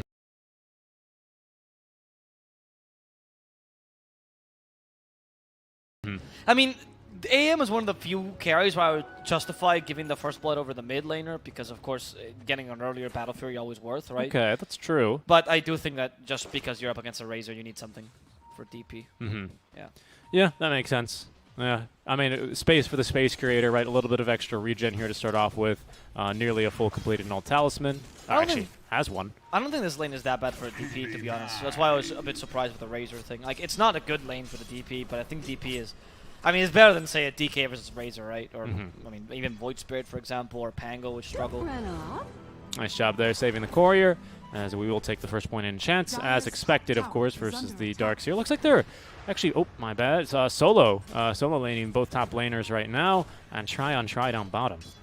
Yeah, but the Bloodseeker is fighting the solo top lane. Blizzy can harass him, but that's all you can do, and Bloodseeker just regens, so it's not that big a deal. Especially heroes that summon units like Enigma or Nature's Prophet, who usually can solo, and because of that purpose, are kind of weak against Bloodseeker. Because you get enough points in Blood Right, and now all of a sudden, Nature's Prophet has to be really careful he doesn't give you last hits, not because he's afraid of you getting gold, but because he's afraid of you getting, well, regen. Yep, right? There's 60 right there, there's Exactly. another 60. I mean, yeah, you're exactly right. And it's not even like... I like Bloodseeker, dude. There's no Blightstone either on the Prophet, so even his harass is not that strong right now. It's worthless against Bloodseeker because his base armor is too high. 6 base armor, that's a good point, but, you know, not really going to help him do too much damage, is it? Yep. All I feel right. like it was... on this game, usually Blightstone is decent on NP because you can later turn into Solar Crest, right?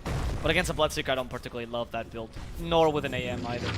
I think there are better builds you can go for an NP, so I like the choice of maybe not going Blightstone this game. I wouldn't be opposed to it if he did, but like for efficiency early, I'd rather go for Treads immediately and then go for, say, an Orchid as soon as possible because you need someone that's impactful early that can gank together with Lornoff. Yeah, definitely. Lornoff so far, not too bad in the mid lane. Like I said, this lane is just not that bad. 6 denies, though, early on. That is true. That is true. So Laurel does have a bit of advantage in experience, but it's not... Yeah, Lornoff has a 4 denies, though. It's not bad for him either. Yeah. Both have terrible projectiles. They kind of do, yeah. I think Razor is technically a ranged hero, isn't he? Yes. So the thing is, the damage hurts, or hits rather, when you pull back on the whip, not when you hit him with the whip, which is very awkward to do. So you haven't played Razor in a while, it takes like a solid minute or two to adjust yourself. Yep. I mean, Very awkward animation. That makes sense, though. That's when the whip actually hurts. You know, it's on the snap on the tip there of the whip. I mean, yeah, but in this case, the whip kind of like touches you, and then you like pull it back, and I'm assuming... That's when the whip snaps. Have you ever used a whip? No, of course not. I did. Have you used a whip? Yeah, I've done a whip solo, actually, for my high school orchestra. What does that even mean? Well, you know... Please tell me you're kidding me. No, this is a true Please story. tell me I've never you're told kidding. you this story before. I thought whipping was a torture. No. This was like with a real whip. You know, in Sleigh Ride, I can't hum it because we'll get DMCA'd, but...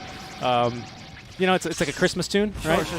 There's a whipping? Yeah, there's a whip in it, you know. Oh, yeah, it is true. Yeah, Yeah, I had a whip solo for that. Ah, there we go. The whip solo from Laurel. Is he going to whip Lornoff to I don't death? know. DP's fast as hell these days. It's true, and now Exus Vampire joining in. I think Actually, Laurel was smart to retreat. Same move speed, and Lornoff doesn't have boots, mind you. Oh, careful here.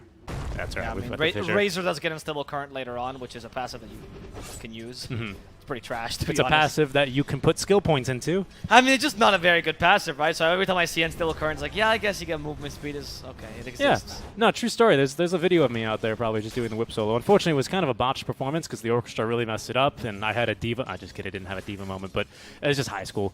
But yeah, no. So the thing with whips is the trick is it's all about the snap of the wrist. Because you need to, because the whip, if you think about it, the tip, it travels supersonic. That's why it makes the crack. So it makes sense when he pulls back that the tip of the whip, if you can imagine, is moving very quickly. They're going to go down bottom. Blizzy, though, in this mid lane, snipes the DD rune away. Force Major will likely fall here as they don't actually have enough mana for a fissure. And yeah, Lornoff unable to actually get more than a second there. You know, in my mother tongue, the word whip is called fouet, which also means sausage. It's my favorite kind of sausage. Really? And when you hurt someone or you whip someone, it's like sausaging someone. Huh. And so when I first came to this country where whipping is a thing, it's a punishment, right? It's one of the forms of corporal punishment. It is, yes. And they told me I was going to get sausaged. I was like, this is great. I get to eat food, like, for doing bad things. That's awesome. Like, I thought it was like force feeding or something until I realized, it's the other kind of sausage. Nice job there on the celebrity. Of course, they're holding on to this enchant, so he dares not even surge himself. That'd just be a waste of mana. And that's going to be why the Ench is such a hard counter. Unfortunately, the AM, he just wants to hit creep right now, so he's not going to be looking to get involved in kills. I mean, Ench and AM in the same lane against Darkseer, it's to make Darkseer quite blood. Like, yep. it's so awful of a lane. And as a Darkseer, usually, I mean, So before the newest patch with the Ags and everything, Darkseers had gotten used to just not getting anything from the lane. Now, Darkseers are back to being a bit more entitled, right? They want stuff off the lane because they usually use the Ags early and try to farm really quickly. That's kind of the point of the Darkseer nowadays. And so it feels really bad now when they counter you with Encher AM, which is why right now VP is trying desperately to get some farm on Darkseer, and why Gambit is also putting a lot of resources into this bottom lane. It's really valuable to counter him, and also force Major. Nice surge there. Might save his life. He has a TP as well. Yeah, there we go. And no stuns. So he's good. But the wasted the surge just means now it's time for Xani to start hitting him. There's no fissure though. Oh, don't Iron Shell, dude. Oh, he's gonna die. I think I actually like the choice of Iron Shell, because then it's less mana for Xani to break. I understood that, but I thought the point was that you have to save for the surge to get away, because otherwise you're gonna die. But I see that here. Once you clicked on him, I saw the surge was like 6-second cooldown. Yeah, exactly. There was no chance, right? So yeah, what are you gonna do? Just delaying his death as much as he can here, making the AM hit him instead of creep. I find that this Razor pick has not been as stellar as they expected it to do. No, I think, you know, a really big buff to this matchup, which we don't really see Razor too much these days, unless it's like a last pick to counter, I don't know, like an Ursa or something really hard. Yeah. Is, you know, 15 more move speed on the DP. You no longer slow him with the Spirit Siphon, but that's not too big of an issue, especially if you have friends to help rotate and kill this Razor. Look how slowly he's moving now. Fissured and just stuck in a corner there. DSA trying to TP away. They have vision of him, but they're not going to be able to do the damage. It's the second time, actually, DSA TP's right in front of Blizzy. And that's going to be likely a tier 1 tower taken. We don't have mana, unfortunately, for the EXO, but 4 heroes sitting mid is going to do quite a number to this tier 1 tower. They are even going to TP the Bloodseeker in here on top of that. He is level 6, but doesn't have the point in Rupture. 2-1-3 right now with his 6 skill points. AM farming very comfortably. Most importantly, both safe laners make that, having a huge, massive amount of denies. And now Xani with his Ring of Health doesn't even care about Ion Shell. Level 3, it tickles, but... It tickles, but you're going to heal eventually. Now Celebrity's in trouble, and he knows if he surges, he's just going to get enchanted, so there's no point. They can turn? No. Look at that little baton Maybe? twirl. What would you rate that baton twirl? What score would you give it? I don't know. I wasn't in the color guard, unfortunately, but it was pretty good. A good one. Nice vacuum, though. Already up to level 1 only. But good usage there on the AoE. Will force back Force Major the same. Radiant's middle tower. No, I mean, you didn't kill the Enchanters there, which is good, right? But at least the Clockwork could help Darkseer from being murdered again. I think the problem still is your mid lane, where Razor usually pick him to get a huge impact early. We haven't seen that just yet. He's all like a Bat Rider, where you pick him so he can start snowballing early on. Except that Razor has a lot more tools to do from the lane, right? As Bat's utility comes from his consistency. There's rarely a game where you can't utilize him properly or where you can't farm Ancients, whereas Razor is more closer to the OD in that sense that you just need a good lane to really make him work. He's still useful regardless. He's not as limited as OD, but he has the issue that, for example, now they're just harassing mid and he can't do much against 3 heroes. He's very good single target, but he's very bad at team fights unless he has items. Doesn't have a whole lot of crowd control even with the Plasma Field at level 3. Oh, he's going to find Excess Vampire. He needs to try and run, but that's going to be a lot of damage stolen already with the Link being level 3 now, 109. Force Major is going to die in the meantime, but DP still with the EXO active. They got another Fortify here for this mid-tier 1 tower. They also it's double duty there on the Fortify, so they'll fortify this top tier 1 at the same time, as it's like the dual siege going on right now for Gambit. They will be able to get the mid-tier 1. I assume they're going to re-fortify as soon as they can for top. Nope, they're not going to, actually. Oh, they're going to lose 2 towers super early. This is great. Yeah. This is exactly what I was talking about in the draft. This draft is meant to do. And if you manage to do it, great, fantastic. That's like your draft working out. That's all you need in this 4 protect 1 idea. What is interesting, though, I think what I said in the draft about the laning stage, Razor being put against the AM, was definitely the best choice here, looking at how the DP went. I don't think the DP would have destroyed Bloodseeker. In fact, Bloodseeker would have had a good lane no matter what, but Razor would have been much better against AM than Darkseer, and you could have avoided the Enchanters. And it's better to force the AM and Razor to go musical lanes while Bloodseeker farms free in the middle lane than to try to do this where you have just a weaker mid, honestly, without much initiation. Yeah, like, AM is doing really well right now. He is, and even Blizzy, who has a tough lane, obviously, he wasn't really able to do much. He's able to at least rotate mid, put a lot of pressure there. That, as we spoke about earlier, really reduces the effectiveness of this mid lane Razor pick, right? Like you said, he's not really meant for this many heroes in the mid lane. He does a lot better when there's only the one hero he can actually take care of, which is, again, still hard to do. DP now moving at 400 move speed, much faster than Razor already with the boots. Of course, we still have have this passive, but even then, it's not that great, obviously, the passive, which is why he's going to ignore it completely in the lane. It's so trash, man. Like, they need to make that passive useful again. Yes. It's so bad. At least, I think they should... Well, the fact that you now need to buy a shard to be like old Razor was again is ridiculous, dude. Why nerf this hero to oblivion? He's really unviable. The only thing that makes Razor still kind of relevant in this meta is that he's a good counter meta hero, so against Troll or Ursa, he's always going to be somewhat relevant. Yep, he's got like last pick potential, but you could never first phase him. He's just too bad. Yep. Ina being really aggressive here, but he does have the team backing him up. Inkswell's going to get Laurel off not too far, unfortunately. Wrath of Nature, we got nothing to stop the TP. The damage is there, though, as Lauronoff will eventually get that job done with the Spirit Siphon, up to level 3 now. Not much showing about him, and Gambit is doing exactly what they should have done and enlarging their map ridiculously, right? Exodus Vampire here, even if he dies bottom, which it seems like he's... Oh, yeah, he is. Yeah, once he sees the blood, right, he's done for. But I don't think it's that big a deal because you only have one real lane for VP. I think it's fair to call the mid lane and the top lane both dead lanes for VP. Wow, they ruptured him. They notice want that kill. He didn't come all the way down bottom not to get that kill, Alvaro. Yeah. Anyway, the point is that I think that now VP is struggling because you usually want a lot of farm on your Bloodseeker. You usually want to have a lot of map control so you can like vacuum farm, right, using the Blood Rage and the Maelstrom. By the time you get a Maelstrom, the map will already be kind of small. In the inverse side, AM will have the Battle Fury when the map is still pretty big, so we can do the opposite, right? That the Bloodseeker's wishing to do. These two heroes are actually kind of similar in how they play. Bloodseeker's just a bit faster. And also, Razor usually does farm kind of quickly, so you also want kind of the map control, which comes from you winning the lane and it being really difficult to push a Razor because you have Plasma Field max, etc., etc. Yeah, Plasma Field. Not happening here, though. Eye of the Storm is really scary, but also really scary is Force Major getting dove underneath the Tier 2 tower. Sprout actually does more to keep Lauronoff out than Force Major in, as Ina is just going to be free to TP away. They fortified this wave, though. They want to try and get this tower. We do have still Exo ready to use it. They feel like they don't need to commit it. Either that or they don't want to. We don't have level 6 for Force Major, so we can't actually get a good initiation here either with the hook shot.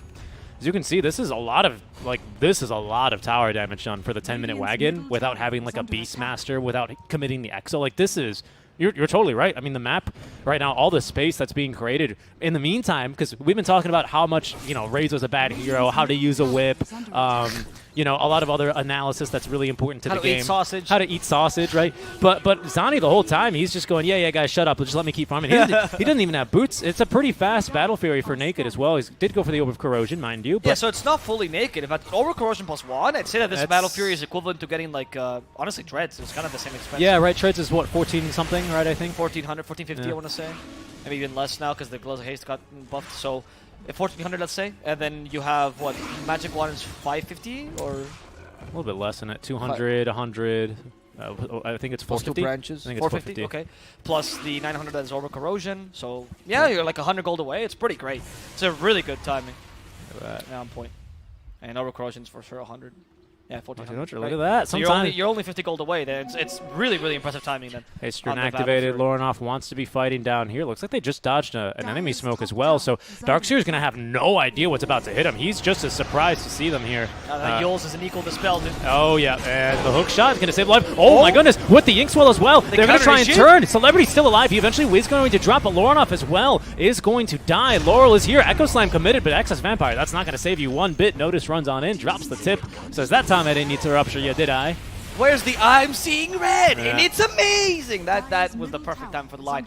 Great counter initiation by BBP. I think the Inkswell preemptively into the hookshot was incredible. And here they're taking advantage, and the reason why Razor Travel Boots is so popular, right? They're taking advantage of one of his biggest assets, which is this hero does not need farm to be impactful. Honestly, just with movement speed, he's good. And so Boots of Travel gives you all you need, and you can join in fights really easily because of course, the TP. This is pretty solid, and this is showcasing what I said in the draft as well about Gambit's mid-game, where they kind of struggle in the mid-game before AM comes online again. After MP and DP have done their shenanigans early, until you get level 12 on DP, or AM gets online, or MP gets his Orchid, you're going to struggle for a bit, which is when VVP should be fighting. Yeah, and so it's a good fight. This is a bug, by the way. He doesn't have 290 move speed. That's his base move speed. Yes. He's equal right now to DP with 400. Just keep that in mind. It's a visual bug. It's very annoying for some reason with Boots of Travel. It happens with damage as well, actually. Yes. Recently, so it is equal move speed right now for Razor and DP with only 1 point, actually. It's going to be a little bit more with the Storm Surge now. So he is faster than DP. Keep that in mind. Okay, the Razor has been silenced, but he is, as we said, quite fast here. Spirit Heaven is not slow him anymore, but Laurel, oh, he got soloed by the nice enchant, job. and that's a great Sprout to ensure that Razor dies. No counter initiation this time. They did have the hook shot, but it's a bit too risky. As Sani's joining in, has the power treads, trying to slow him with the Orb of Corrosion. They have hit the DP Good now blood, right? with the... Actually, who did they hit with Rupture? Oh, noticed? He rushed it himself! He did, because the counter spell. He didn't see it in time. Another wall replica plus the vacuum, but that's not enough damage. You need a Bloodseeker here. Razor's also dead, so any source of initiation are gone. This initiation is really ill-advised. Now they catch up to Celebrity. They've enchanted the Darkseer illusion as well. Yeah, which is why Enchanter's even more of a counter to this hero if you need it anymore. Can they cancel his TP? They just do it with damage. Yule Scepter just in case, and that's going to be Celebrity going down. One more kill to Xani, double kill to this guy. Team wipe. Yeah, Team wipe for nothing. This game is looking really bad. Did Clock not survive that? He did not. He dies in that engagement. Okay. This is looking bad. This is looking bad. Yeah, again, just kind of taking these 4v5 fights here and there, right? They think they can maybe turn. They make the right call not to hook shot in, but then they kind of just still get caught. Mobility here on AM, of course, extremely high. Nice job here on Blizzy as well. I do want to commend in that fight, as he does end up TPing ahead of people, putting down some sprouts, making sure that he can get ahead of them and get the intel, the eyes that AM needs to confidently blink forward, mind you. Not to mention somehow getting the counterspell on the Rupture. That really hurts. That's a killer to Bloodseeker.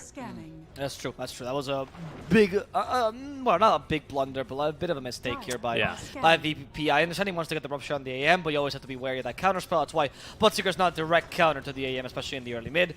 And another point to be made is that on top of the tower space they got, every time that they're hitting towers, they're also forcing VP to defend, which is giving the AM so much safe farm this game. Like, he has not had to put himself in danger a single time. He's chosen when he wants to fight. He's chosen when he decides to, go in and engage the enemy team. So he's had a really, really calm game. Oh, Celebrity, they're hunting him down just all over the place here. They now they know where he is. They throw the fissure. Celebrity's going to try and TP. Can they see him in time? Nope. If he had just echoed there, he would have died. I think that was worth an echo, honestly. Yeah, I kind of agree with you. Because he's a core, dude. I mean, it doesn't seem like his Enchantress is making it. No, I agree with you. And you know what? We're 200 gold away from the Blink Dagger, so it better be the best echo in the. Yeah, that's what I'm saying now, right? Okay, you don't echo there. Fine. Show me what you got. I agree. I mean, it's not his responsibility to get the kill. You could say, oh, we need MP to be there in time, whatever. But at the end of the day, it's still going to be a Roshan taken here. They force the TP away. They're going to instead push tier 2 bottom. And Sani is going to be running at them very, very quickly here with an Aegis in his inventory. Aegis for Sani, and I mean, I don't know why you could. I guess if you go to the AM, you're planning on fighting soon, right? Yeah, definitely. Him. Because I was going to say this looks like a farming Aegis to me, because you still don't even have Manta, right? He's getting there. He is farming like crazy. What is he, GPM? I mean, I usually don't check that stat. Yeah, it's useful to know. 570 right now. It's okay. Usually cores from minute 10 to 20 have like 400 to 500 GPM, so you're a bit above the average, but not incredibly, not Alchemist levels of farming, right? It is an AM who is not famous for his early game farming without that Battle Fury, though. So it isn't. I mean, I get your point. I get your point, but yeah, it is going to start to increase. So the fact that he is going to be on the upper end of that sort of ballpark figure you gave is indicative of a very good AM game if this continues at this pace. I wasn't actually making a point, but I was just giving a ballpark figure. No, so no, people can understand, because I feel like very few people can check GPM stats. Yeah, and I mean it's super. GPM is also a really, like, net worth and everything is it's a good indicator, but it's not always accurate, because you go, okay, I'm super farmed right now, but if I have like 10,000 net worth and I've got 8,000 in the bank, that's not effective net worth, for example, right? That's obviously a straw man. It's super simple. That's stupid, but like that's kind of how you can think about it with different heroes and their power spikes and stuff like that. I actually went for the Aquila over the Quicksilver. I think Quicksilver on aim is really strong, because you usually initiate with Blink, so you always have that extra attack speed or counter spell, and it'll be on cooldown.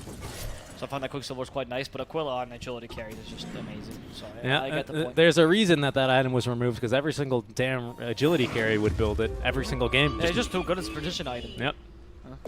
Now they're holding in the high ground. This is actually a good play. They can catch low enough. But where's the rest of the team? Bloodseeker's still far away. He's waiting for them to go a bit lower so he can run in, but it's a bit too late for VP to be able to make these plays. The hook shot used defensively like that. Where's your Razor? Oh, they're going to try and turn. Rupture on Ex's Vampire. Vacuum to stop that TP. Ex's Vampire should die here.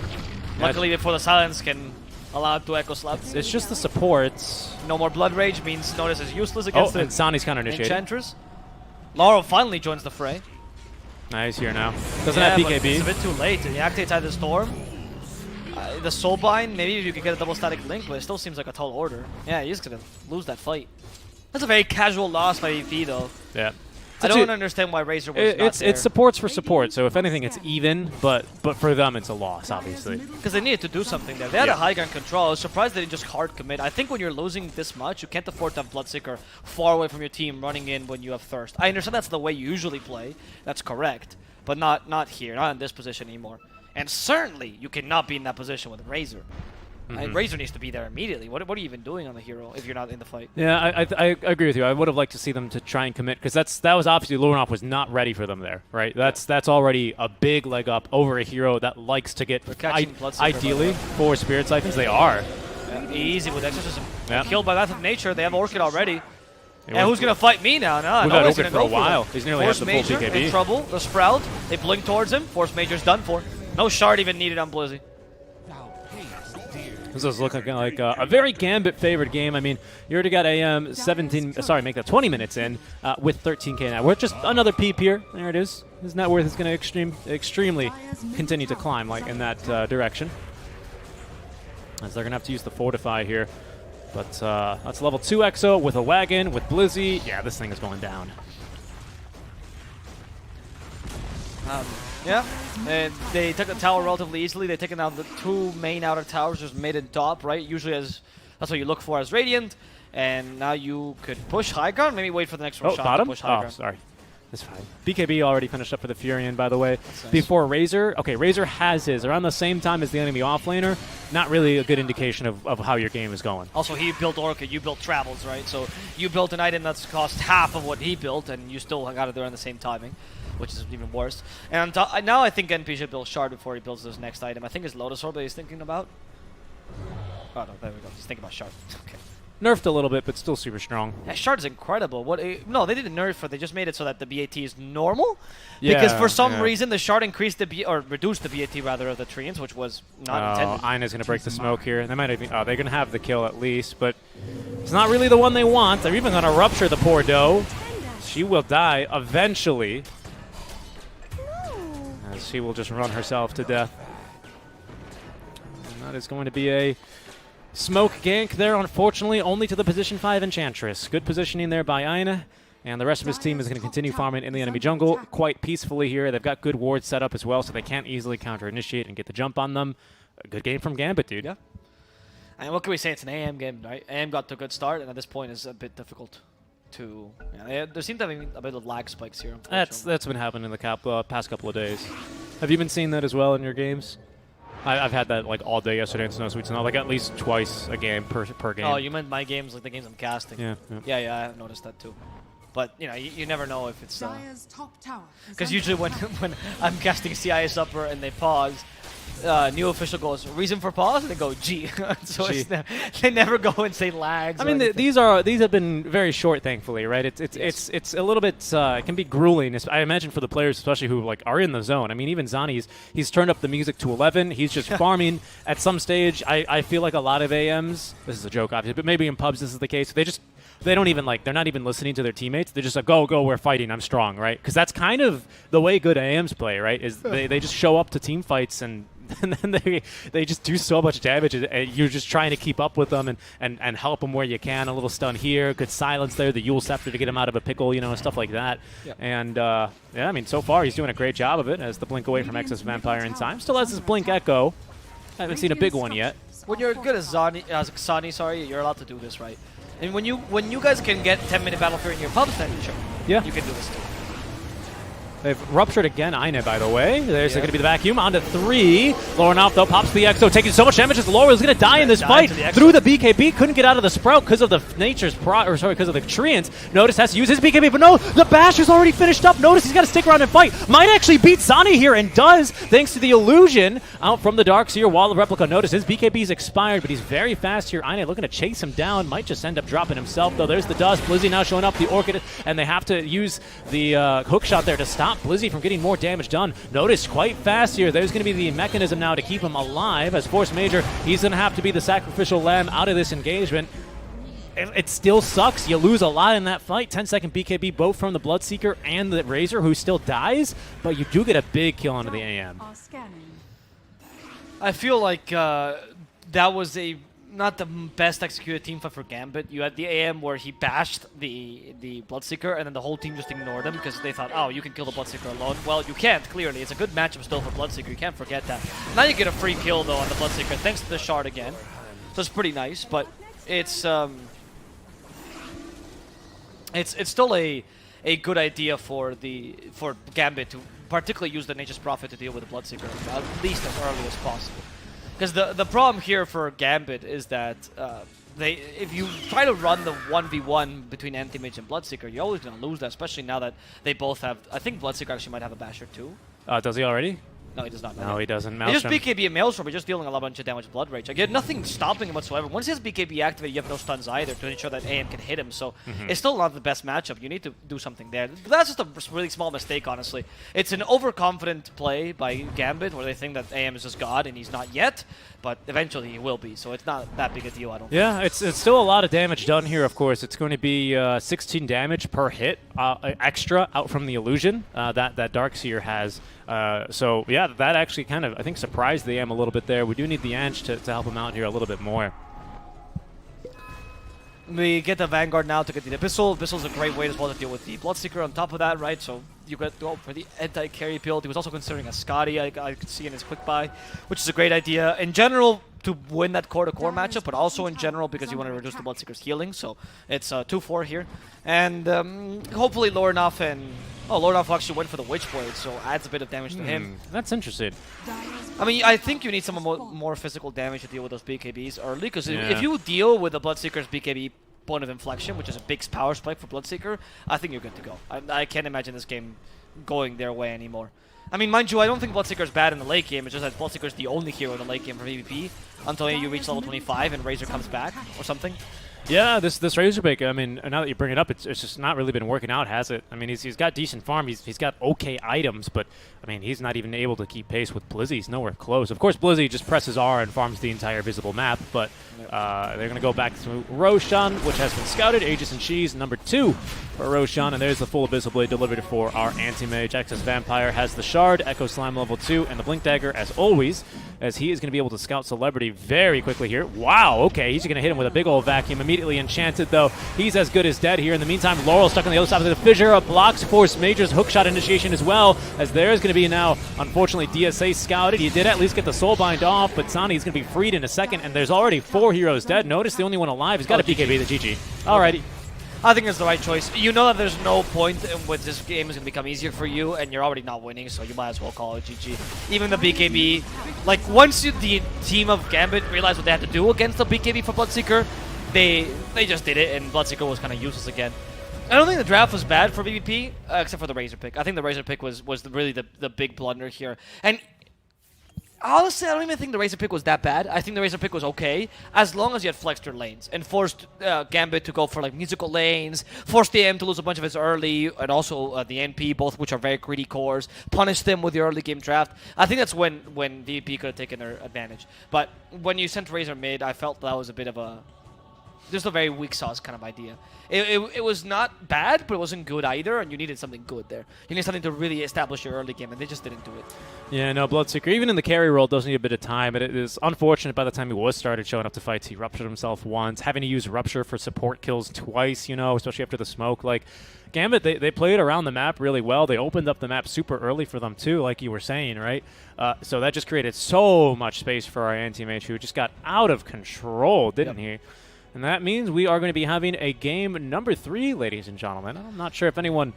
Well, I think I was kind of expecting this one to go to 3. Game one threw me for a loop, but... VVP has not been 2-0 this whole tournament, dude, and they're not going to be 2-0. Not Hopefully today. they stay in the lower division, though, because that's what they're trying to do today. If they manage to win the last game, they'll get a tiebreak against Hustlers, which we'll get to watch tomorrow, so that's exciting. But we'll see. We'll see what happens then. For VVP, this game means a lot. For Gambit too, they're really just here to crush some dreams, and that's what they've been doing. So let's hope. Honestly, I'm not gonna lie, I'm biased. I want VVP to make it because there's something to be gained there, right? Even if Hustlers get a bit screwed, more games is always great, and Tiebreaker is always fun to cast. So let's see what happens here for VPP. Of course, the 3-game series will be the last series of the day, so they're gonna make the upper division guys wait. That's gonna happen every time. As always. Yep. As always. We'll see what happens, though, as game number 3 will be underway in just 10 minutes. We hope you enjoyed the cast. My name is Mr. Travel Plus here with Seek and Strike Dota. Remember to follow the channel, as we will be coming back with now the last match of the league. Well, make sure you guys check out my SoundCloud where you can find all my whip pieces on there. Anyway, we'll see you guys after a short break. Sup?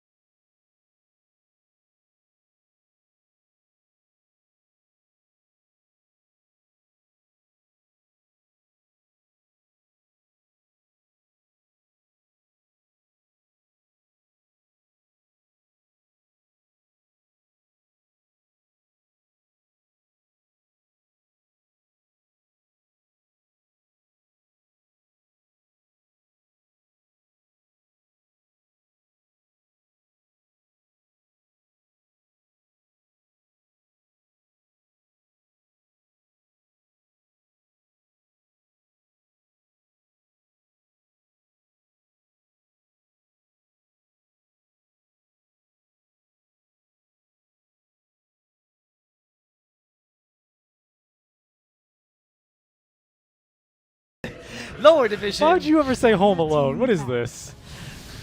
I need to. Welcome back to the ESL One CIS DPC Season 1 There we Lower go. Division. I look like a normal This person is now. now our guaranteed last scheduled match here of the entire league.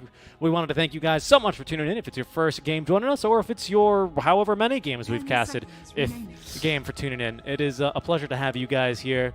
And What a beautiful journey. hopefully you've enjoyed the road trip for our first season, as we're about to find out who the second team may be eliminated from. As it will be the Hustlers if we have a win here out from the side Or of it VP. could be the Hustlers, depends. Because we have to go It could be. tiebreakers. It could be. But we'll see. And the only way we're going to figure out is if we get underway with our draft. Since we're paused, let's go ahead and just put it in park real quick, and we'll head right into our draft for game number. All right, we'll be taking a look now, and at our draft thus far, Gambit looks like they'll be trying out this Morphling strategy with the Earth Spirit. We've seen this one run a couple of times now by OG. Of course, a bunch of other teams as well will like to run it along with the Earth Spirit. Just such a ridiculous amount of mobility, to be honest. So many remnants in these fights. You can refresh, magnetize ad nauseum basically with the Morphling, and yeah, it's a good one here, especially for getting on top of the DP. Earth Spirit 4 as well, he's kind of a ridiculous hero, to be honest. I kind of realized this the other day when I was looking at some of the builds that you can go for. If you go for like Veil into like Yule's BKB, at like level 20 you have 4,000 HP. It's ridiculous. He's so tanky. I agree. I think it's pretty ridiculous on the Earth Spirit. It's just one Yeah. of the. Well, is it second best strength K in the game? It's up there. I don't know about that. I know Center's the top strength K. Yeah, it's 4.4 a level. Yeah, 'cause that's more than the Brewmaster, which is one of the highest as well up there, which is 3.8. Center, of course, is ridiculous, right? I think it's 4.85. That's his gimmick, though, right? That's his gimmick. That's yeah. his gimmick. In fact, back in Dota 1, before they gave him Stampede, his ultimate was just strength. He just got 40 strength. That was it. And then you got 20, it was like 40, 50, 60 or something like that. Sven used to get that too, remember? On God's Strength, you would pop it and you'd get like 40 extra Yeah, no, but strength. no, this wasn't like a popping. I know, just I got know. A passive. It was like, it's like Tiny Grow. Or, Yeah, it was the most. I get that. It was like you would think, who designed this hero? It's like his return was passive, strength was passive. You had Hope Stomp and Double Edge. You didn't even have Double Edge in the beginning. I forgot what ability he has. It was very like vanilla hero. Anyway, I think the Morphling Earth Spirit combo is pretty solid if you know how to play Morphling, and Lorenov has proven this multiple times. But VP Prodigy with the Abaddon 5, interesting choice, right, as a counter to Earth Spirit. Or I'm not even actually, because they picked it for it. So interesting choice to start the draft with an Abaddon. I mean, we have seen a bit of Abaddon, so some degrees of success, but not as a first pick, particularly. Usually as a counter pick. I wonder if they're thinking about Core Whispear, to be honest. Because it is kind of a unique laner. Yeah. I mean, they have run. So VP Prodigy is known for doing like Bloodseeker carry, is quite popular for them. But they've also done the Lifestealer carry, which is a rare. Right, it's one of the few teams that run Lifestealer with like Chen, particularly. So I wouldn't be surprised if IO fits that kind of pool of we don't want to do meta stuff and we want to play kind of fast. I could see it trying to undercut this Morphling Earthshaker.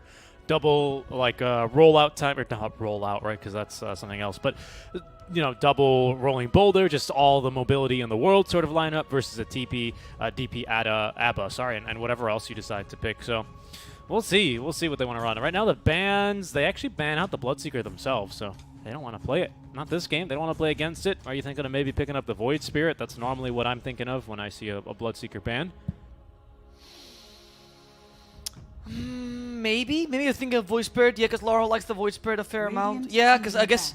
And I'm thinking, does Gambit even play that? No, not really. So if you're banning it. What is this draft, though? They banned the AA themselves. Yeah, interesting. Why they're thinking Alk then? They must be thinking Wisp. Wisp or Alk? It's got to be. It's got to be, yeah. Because otherwise that doesn't make any sense. Is Shadow Demon usually bald?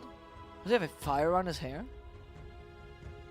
He's normally bald, yeah. I mean, I wouldn't really call the fire his hair. He normally does have particle effects, yes. Right. Oh, right. That was gonna say. But he normally doesn't. Yeah, that's his hair. He's bald. Hey, demons have different kinds of hair than you do. You don't want to judge them with human standards. That's very true. Okay, now with the Tusk, I'm thinking definitely they're thinking about the IO. They right? have to, I think.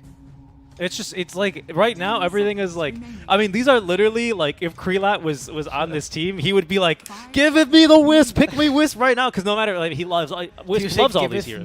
Giveth me the Wisp, yes. Yes. Thou art all ruffians, give me thy Wisp. I mean, it's such a great Wisp game, though, isn't it? Right now, good Wisp game. Like Wisp carry, you were saying. I know it's a bit of a meme, but the idea of Wisp carry is that you have, in this case, if you run the Abaddon off lane, that's another idea which works. You run the Tusk in the lane with a Wisp, right? You can then pair with the Abaddon like later on, much like they did with the DK last game, or with a DP as well. So you have two nice little pairings after you're done with the Helm of the Dominator, right? It's a pretty solid hero. I wouldn't mind the Alk either, though. With a ban of the Ancient Apparition and the speed that the Alk plays with and the good lane Tusk gives you. I mean, the Tusk plus Abaddon lane is also really powerful, right, if you're running that. So you'd run that with an Alk, you have a really fast pushing line. That's what I'm saying. I mean, right now there's so many options to take it. All three of these heroes, it'd be weird, but if you pick like a position 5 Wisp, but you play it in the lane as a 4, right? So you lane with the Tusk, that's some kill potential, right? That could be a lane potentially versus, well, not a Morphling because it's going to be Morphling mid, but, you know, you get the idea, right? I mean, DP can be a mid, an off lane, a 5. Abba could be a carry, a 5, or maybe an off lane realistically. So, like, what do you even pick against this? I think Gambit, they're just going to keep trying to play their game. They're just picking team fight right now. I like the Mars. You have no idea who you're laning against. Yeah, Gambit's like, we're done. We're not even going to try to figure out this draft. It's gonna confuse us more than anything, right? The best thing to do is just to use your draft and try to set up your game, right? And then VP Prodigy, whatever they do it. If they don't pick the Alk here, I would ban it, honestly, for Gambit. I agree. It's a really dangerous pick. Or like Alk, Io, whatever, you know, you carry. Yeah. Whatever your win condition is, if you don't pick it here, I feel like Gambit will just ban it. They need to. It's simply too risky, right? I mean, the Alk, it seems like a really good idea. Plus, you can still run the Alk like almost anywhere given these 3 heroes. Again, they're just so flexible. I mean, yes, we have the Morphling made out of water on the other team, but right now, like, you know, like much like this Morphling, you can put the Alk or even a Monkey King in this draft, and the other 3 heroes will just conform to whatever container you put them in, whatever vessel you put them in, you know? So I think that's actually something really powerful here about this VP Prodigy lineup. They will take the Monkey King, so I think they want to try and lane that versus the Mars, which makes the most sense. It's a bit easy in the side. It's not too bad in the side lanes. It's not too bad of a matchup for the Mars. It can be a little bit dangerous as soon as you hit like level 5 on the Monkey King and you have 3 points in the Jingu, because then that's just way too much damage for Mars. But the early levels are not too bad, especially because... And even then, you're still okay, because you can always push him by with God's Rebuke or the Spear of Mars. Spear, correct. So it's not that big a deal, I think, with the Jingle Mastery. I think it's okay. What I don't love about this pick is that I feel like this was a really nice idea for Cheese, and you end up not doing it, right? I agree. The AA ban now seems to indicate to me that you're running like either Abaddon off lane or something like that, right? Like maybe the Abaddon seems to be a core. I'm not really sure why the AA gets banned, right? Yeah, that's what really, especially because it's like... Because you just picked the AA, you could have just picked the AA yourself as opposed to the Tusk, and I don't see the synergy with the Tusk the reason we're so confused is obviously if one team is going to ban the AA, it's more likely to be Gambit, right? Because obviously Morph versus Morph versus AA is a terrible matchup. One Ice Blast and you're out of the fight no matter what. BKB, E-Blade, no, you're done, right? You got to make sure you don't die. That's the most important part there. So the fact that VPP ban it and then we don't clearly see either an Alk or the Wisp is really weird, because I don't think, like, right now, I mean, I guess when they banned it, right, we didn't have Shadow Demon or Mars drafted up, but it didn't really seem, I mean, I guess it could fit into the lineup, but I don't know, I guess it's got to be Abba Core, I think. No, but you have Monkey King. I don't understand. Monkey King, the carry, and then Abba's the offlaner.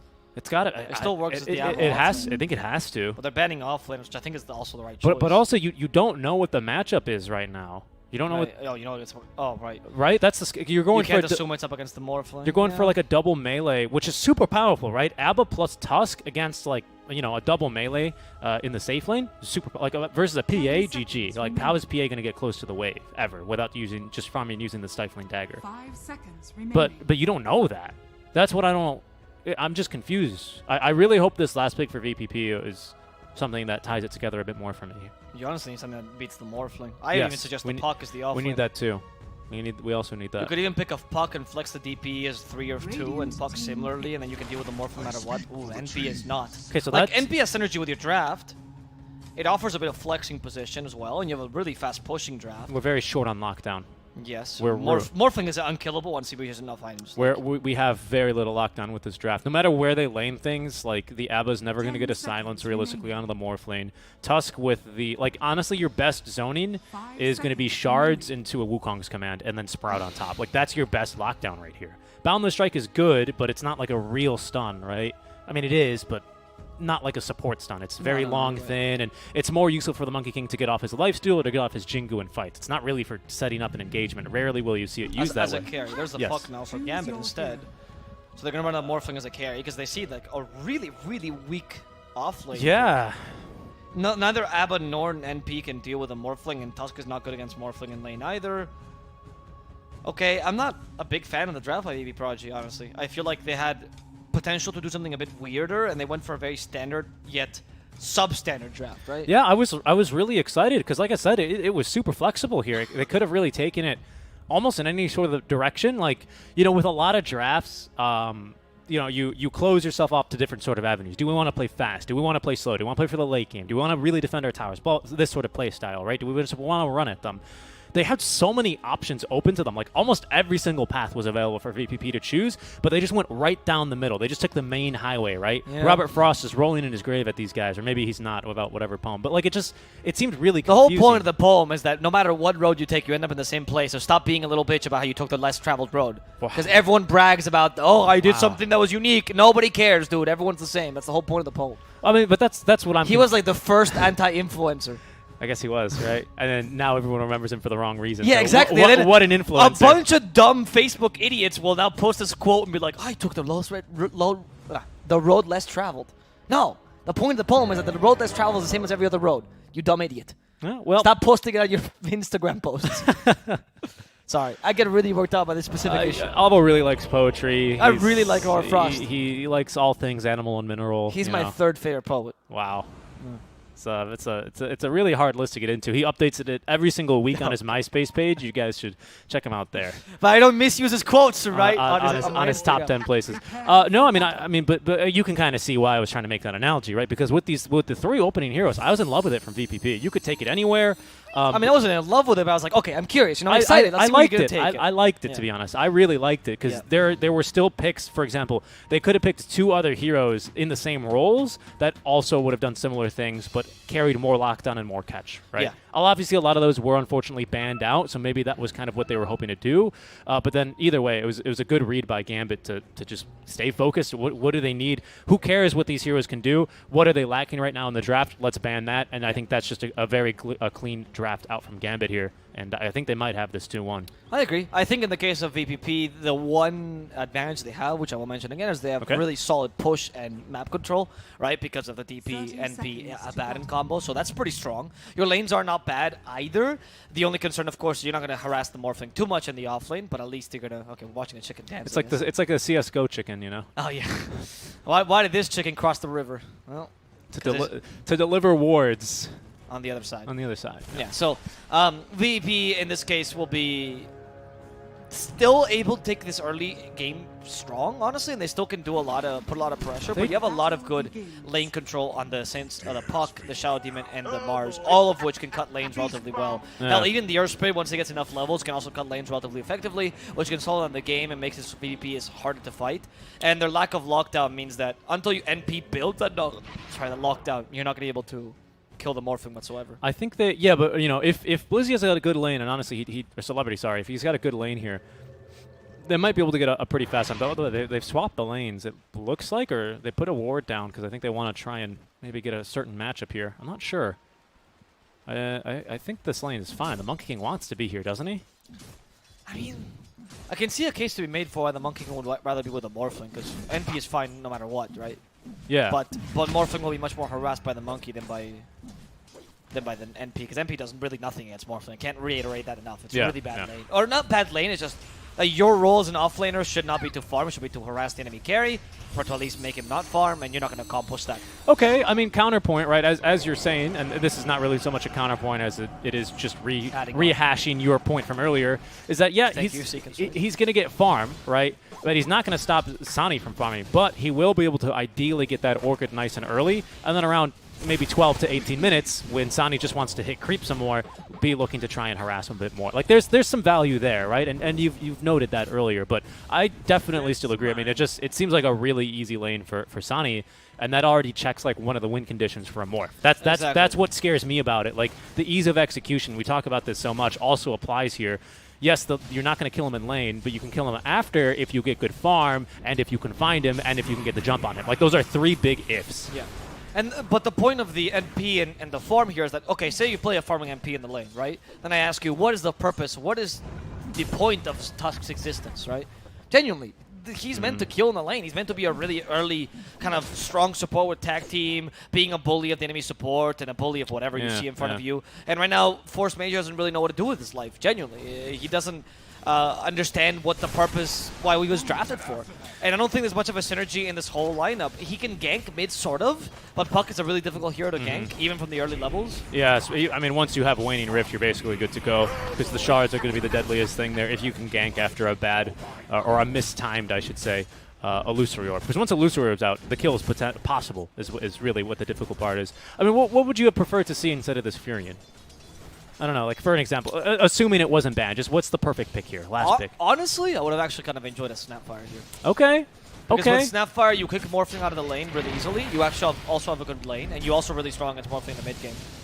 So you also use the Tusk well because it combines with your what's it called? Little Shredder. Little Shredder and the tag team, top lane. Yeah, exactly. Some trouble. Blizzy's got a lot of numbers over his head. Doesn't want any of these. 3-2, or do we get another 2? No, it's going to be first to 4 for Noticed. Yeah, so that's why I like the Snapfire. She's also really good against the Mars, and would have allowed you to flex the DP from like 3 to 2, right? Which I think was an important factor. Once you put the MP there, yeah, you can sort of flex it, but it's most likely going to be DP to MP into the 3. Disruption also pretty powerful here against Force Major, as he's finding out. Doesn't really like being in this lane too much, as he will be zoned away, and he's going to just go ahead and use that healing salve to get back to full. I mean, they do have a little bit of kill potential, but it's not versus Sunny. It's versus the Shadow Demon. Even then, he can disrupt himself, and he buys himself a lot of time here, as we've been seeing. All right, well, we've talked about this bottom lane quite enough, I think, for now. I think Morphling's just going to farm. If anyone dies down there, it'll either be the Tusk getting too aggressive or the Shadow Demon being out of position, not having disruption, which is, I don't think, very likely here. Lornoff in this mid lane then versus the DP is a matchup we see every now and then, isn't it? It's slightly favored towards DP because the Cryptstorm is a bit more, it's a bit faster for projectiles, so it's better lane control. Well, I mean, unless you get ganked like this. However, Lornoff, okay, could be in trouble. You actually just use the Jaunt, and we'll talk about why this is so well done here. Lornoff will die to the Cryptstorm, and Laurel gets the kill. Celebrity does die in the bottom lane. They saw Tusk rotating, so they took advantage of this, but I still think it's a worthwhile kill. Oh, we're not done, I think. Yeah, Blizzy. He's going to be taking a bit of damage. That's going to be one more for Jingu. There's the silence. That should allow Notice to get the Jingu now. Oh, you lost the damage, though, from the Boundless Strike, so you can't quite kill him. Yeah. Bit of harassment, though, not bad. So that's why the DP has a slight advantage. I think like 60-40. Cryptstorm is faster, and also when you use the Illusory Orb, that's your escape and your damage. So when you are using it to control the lane or do whatever he did there, right, which was, I guess, harass the DP and get the rune, you also put yourself in a precarious position. And once you use that, there's no way you're outrunning the DP with a Spirit Siphon. No way. No. I mean, so, DP is just, it's too fast. She's too fast now. Yeah, I'm saying you're not outrunning her so you can cut the Spirit Siphon, is my point. Not because the Spirit Siphon slows No, you of course. That's what I mean, though. She's just too fast. Yes. Like, you're completely right. As soon as you don't have Illusory Orb, you're done for. Yeah. There's a little bit of outplay potential there, as no one really skirmishing for these 5-minute bounties. If you can like play around with the cliff, right, drag her out over here, Waning Rift up to the high ground, and then continue running. Like there's a little bit of counterplay there, but it's for the most part extremely limited, especially in the short lane, the mid lane, right? Yeah. Another point to be made here in this matchup is that to DP's benefit, why I like this pick quite a lot, is that in the case of ganking a Puck, it's difficult to gank him. You won't always get the kill. In the case of ganking a DP, especially as a melee 4, it's not difficult. It's dangerous. You might die because Spirit Siphon kills you. Yeah, it's deadly, especially on a strength hero with good strength gain, like we've been talking about earlier on. I mean, next is Vampire. He's had his fair share of Earth Spirit games, I'm sure, but you can see even mid lane he was a little bit hesitant to maybe roll in so early, as the Ice Shards are going to miss. I mean, at least Excess Vampire is really helping out Laurel here, just because he's not needed bottom. Like, there's nothing he can do, at least, so he's here. So this is going to force then Celebrity to play a bit more defensively on the off-lane Furion, as the Fortify already being used here. And with Tusk, as well as actually the Abba, who's going to now back off, both showing here in this mid lane, it does make it really dangerous to defend this tower. It does not seem like VVP can... I mean, right now, it does not seem like they can take the tower completely, but it does seem like they can put enough pressure. However, it's at the expense of Celebrity's lane, which sucks a bit, right? You need some sort of supplementary silence to make up for the lack of Orca you have early. Yeah, and that's the scary part, right? We were assuming, all right, well, Celebrity, he's not going to put pressure on the Morph now, but he'll farm. But give him farm, and in 10 minutes he will, which is still potentially very game-changing and in favor. But now if you're sacking his lane, that's not really the case anymore, is it? Right, because the difficulty of the Tusk is like, sure, you can stay here and do nothing, but at least secure the lane for MP, or you can go mid and actually accomplish something with your hero, but therefore leave your MP alone and put him in a more precarious position. Yeah, the Tusk doesn't do a whole lot, but he does at least prevent too many aggressive moves out from the Morph lane, out from the Shadow Demon. Because with him there, nobody's in a gank. They have to save their abilities that they otherwise can use for a kill onto the Furion to use defensively. Right? We saw Waveform; it's got to be used in case you get caught by the ice shards. Disruption, same thing to save yourself if you get too close. But when he's missing, everything onto attack, right? Shift everything into attack, and that's actually a pretty easy kill because you can close the gap super easily. And of course, the Sprout's not going to do a damn thing here versus the Morph lane, as they will now look maybe for this top lane kill. They've actually, so Lorinov canceled his TP initially, or no, it had to be a canceled because there's no way with Yules or there's no stun on the DP, so he canceled, but he still ends up running top lane much the same. So kind of just wasting a bit of time there, unfortunately, on the puck, not really accomplishing anything. And that's going to be more damage onto the tier 1 tower for free. They might be able to get it here without the wagon even. Bottom? Maybe. The bottom lane, there's going to be a kill here on Celebrity. Well done. Celebrity was alone and pushing. That was a bit of a dangerous play. That was a very aggressive move to make, yeah. I mean, he did put a fair amount of, like a big dent into the tower, so I don't think it's that bad, especially because now you're doing the same thing that Gambit did last game. Space created. Yeah, exactly. You allow Laurel to take the mid tower, then you could actually easily rotate to the bottom tower. With a simple EXO, you take it as well. And this is actually the same thing that happened last game for Gambit, where they actually had a DP and NP as well, and they did something similar, where they took the mid and tier 1 bottom relatively early. A little bit of a nice strategy you got there. Mind if I use it? Yeah, I mean, this time it's improved though, because you have the Baron to boot as well. The Monkey King also has a bit of pushing power. And look, they're going for top. And this is a big deal, actually, because they're going to take Blizzy down. That's the idea first. Blizzy in trouble. They got him. Yeah, there's no way he's getting away. But the important part of this tower is that Gambit is a pretty terrible Roshan lineup, but they're Radiant. Your lineup on VP actually pretty okay against Roshan, especially with a Tusk. Yeah. So by taking this tower, you take away the enemy's triangle advantage, and you're capable of taking Roshan as well. So usually tier 1 offlane, not very useful, but if you are dire and you want Roshan control, this helps a lot. Gambit's like, lag, we just realized that we're up against a death ball lineup. Please give us a second, because yeah, I think I'm just kind of processing that now. This is a really mean death ball lineup. Your frontliner, Monkey King and Abba, have so much sustain, of course. You've got great tower push with Curse of Avernus and, of course, and Celebrity. They're going to be TPing away, though. Exodus Vampire just missing on maybe canceling and getting a kill there onto the DP. Boulder Smash used a good snowball. Yes, really good snowball. Celebrity's not going to be able to escape. Disruption there's going to stop him. Force Major's off and away, and it's going to be then Celebrity sacrifice yet again. But once again, space created, and look who's down bottom already with the EXO. You were right on the money with that call. He knows what he's doing. I mean, they're doing a really good job of understanding that this game, you're not going to win by virtue of man fighting the enemy team and hoping that they're going to respond inappropriately, right? You're not going to beat them just like that. Mars and Puck are still quite strong early. So the best thing you can do is sacrifice one hero on the other side of the map and try to take towers, which is your biggest strength. So kudos to EP. I mean, I've noticed this team plays a lot of outside-the-box traps. Oh, Tusk is dead. Not a big deal. They play a lot of outside-the-box traps, which to me shows, much like when I watch 4 Zoomers play, that they have a very, very deep understanding of Dota. They understand the strengths and weakness of each draft. Because if you're playing out of the box and it actually works and there's cohesion within your draft and your playstyle, it means you have a deeper understanding of Dota than, say, a lot of the tier 2 teams. Yeah, that's very true. That can help you win games like this, even though I still kind of do like this Gambit lineup, but I've shaken my confidence here. Or the tower push has shaken my confidence more accurately. 10 minutes in, it's a 1K advantage for VPP. This DP, though, extremely farmed here with all those rotations. Boots of Travel already, DD Rune active. That's going to snipe the courier of Blizzy, which just had his wand on it. But you can see Gambit, they're probably not too confident in pushing this tier 1 all of a sudden. Monkey King is missing. He's going to continue farming. They're going for the Maelstrom into the BKB. And then I have Scotty, interestingly. But with DP here, even without the EXO, it's going to probably cancel this push. And they might even push it right back in return here. Let's see. They just want to continue putting pressure wherever they see a tower available. And the tier 1 top is available, so why not, right? You go for the easy objectives first, taking advantage of your MP and your DP. I think they're creating a major amount of space for the Monkey King right now. And Gambit, this time they can respond. They have 4 heroes here. They're TPing the 5th. There they go. There's no EXO yet available, even with double damage. They're going to sacrifice DSA, and he just understands he's going to die here. And they go for more, though. This is bad. Celebrity's trying to TP. They miss him. The Dream Coil finally catches him, stops his TP from coming out.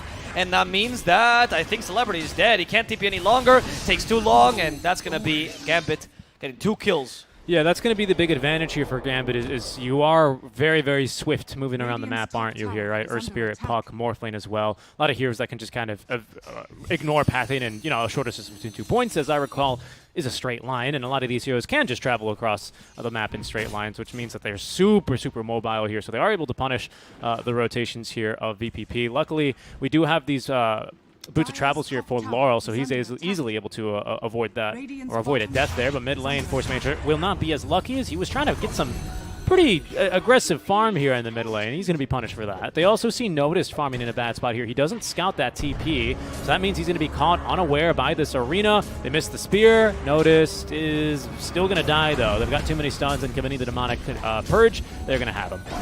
Yep. Noticed dies there, and kind of, I don't want to say wastes, but you lose a bit of the space that got created for him, right, by taking all these towers, by these early pushes by VPP.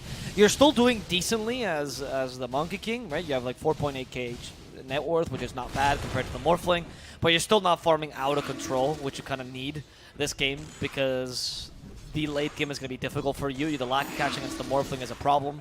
We still haven't seen a big item on NP, though he's building the Orchid as he should. Yeah, he's got one of the Oblivion staffs already done. I think he's about halfway done with the other one. Yeah, just about, right? That quarter staff, very expensive. And then the recipe will soon follow.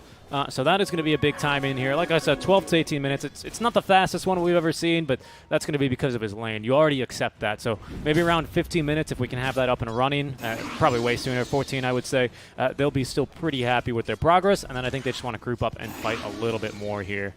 And potentially that's when they can have it, because with the silence on the Morphling, that's some real kill threat.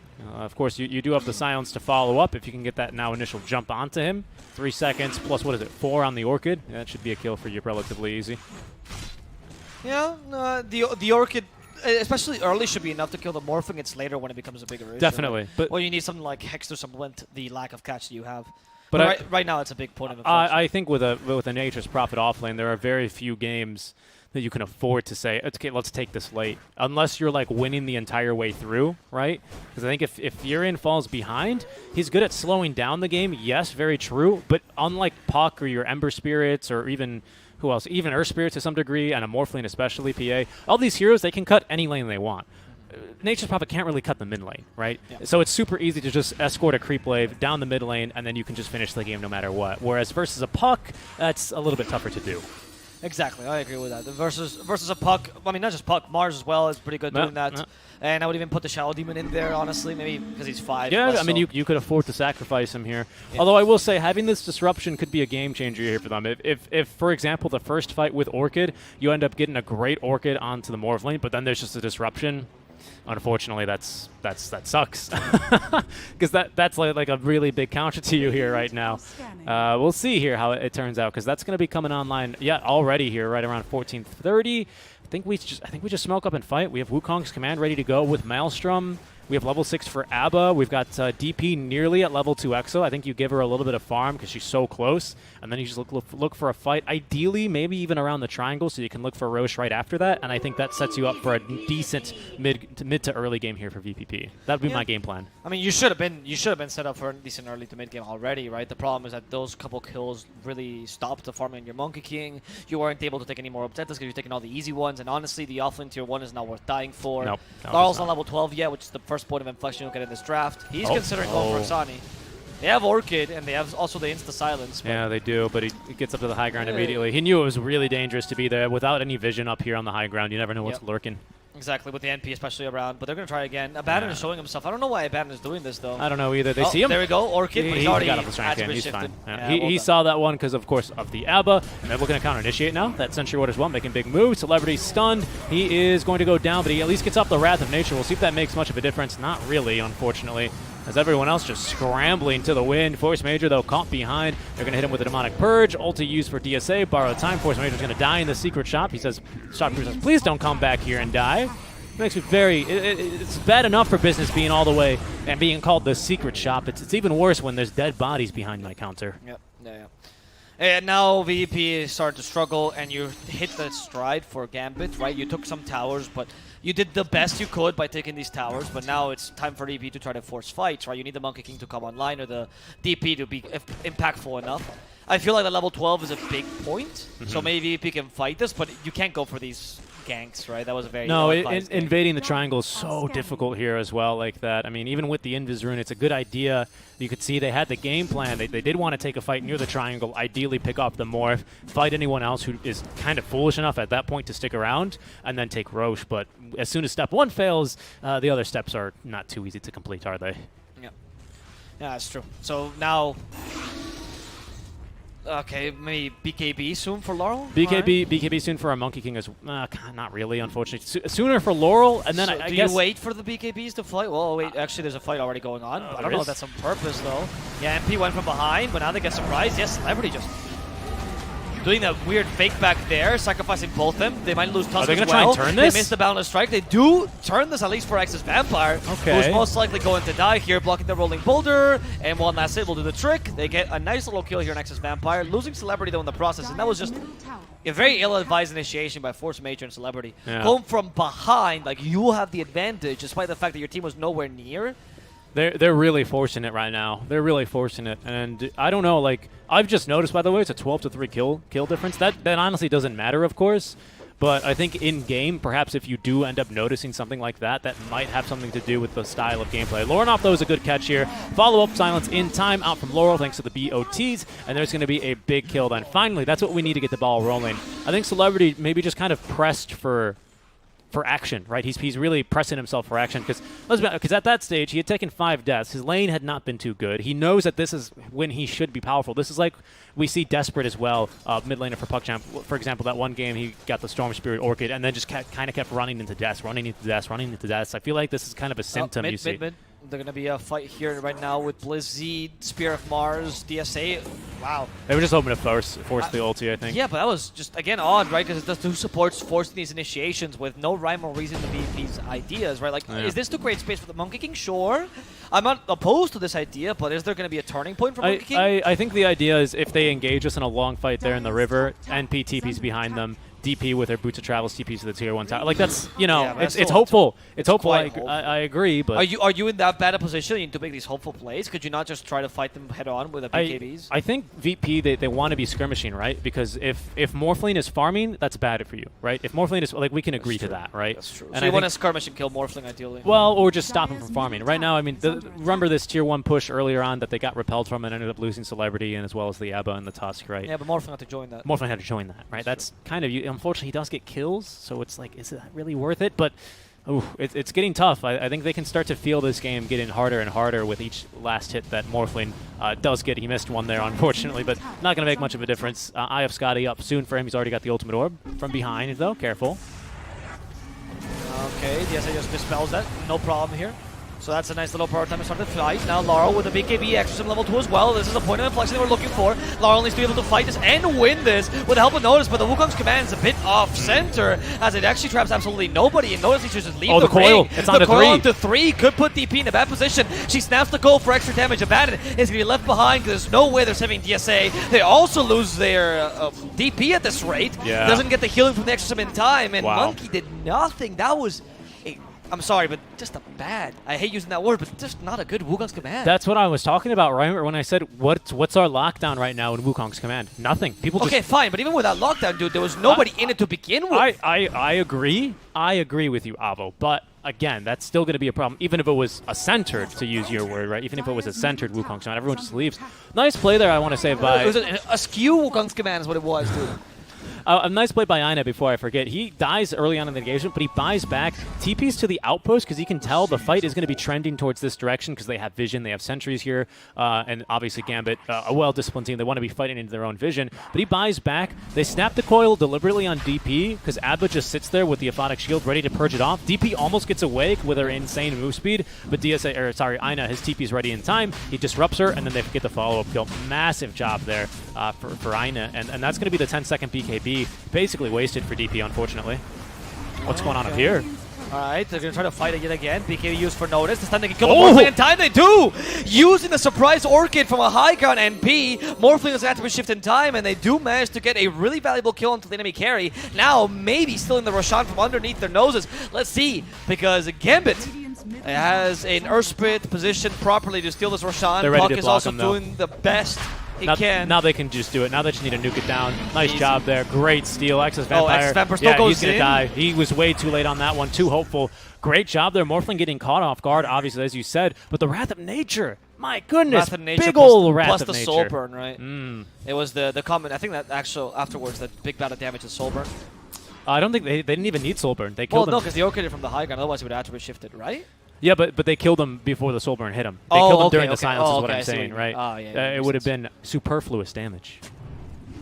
That was the right usage of it. Word of the day, guys. It's not the word of the day. It is. Just because I used it once does not mean it's the Today word. we're sponsored by the word superfluous. Richie cannot believe a Hispanic would use that word. That's all he's saying. I can't believe this Ricardo Garcia. I can't believe I'm saying it.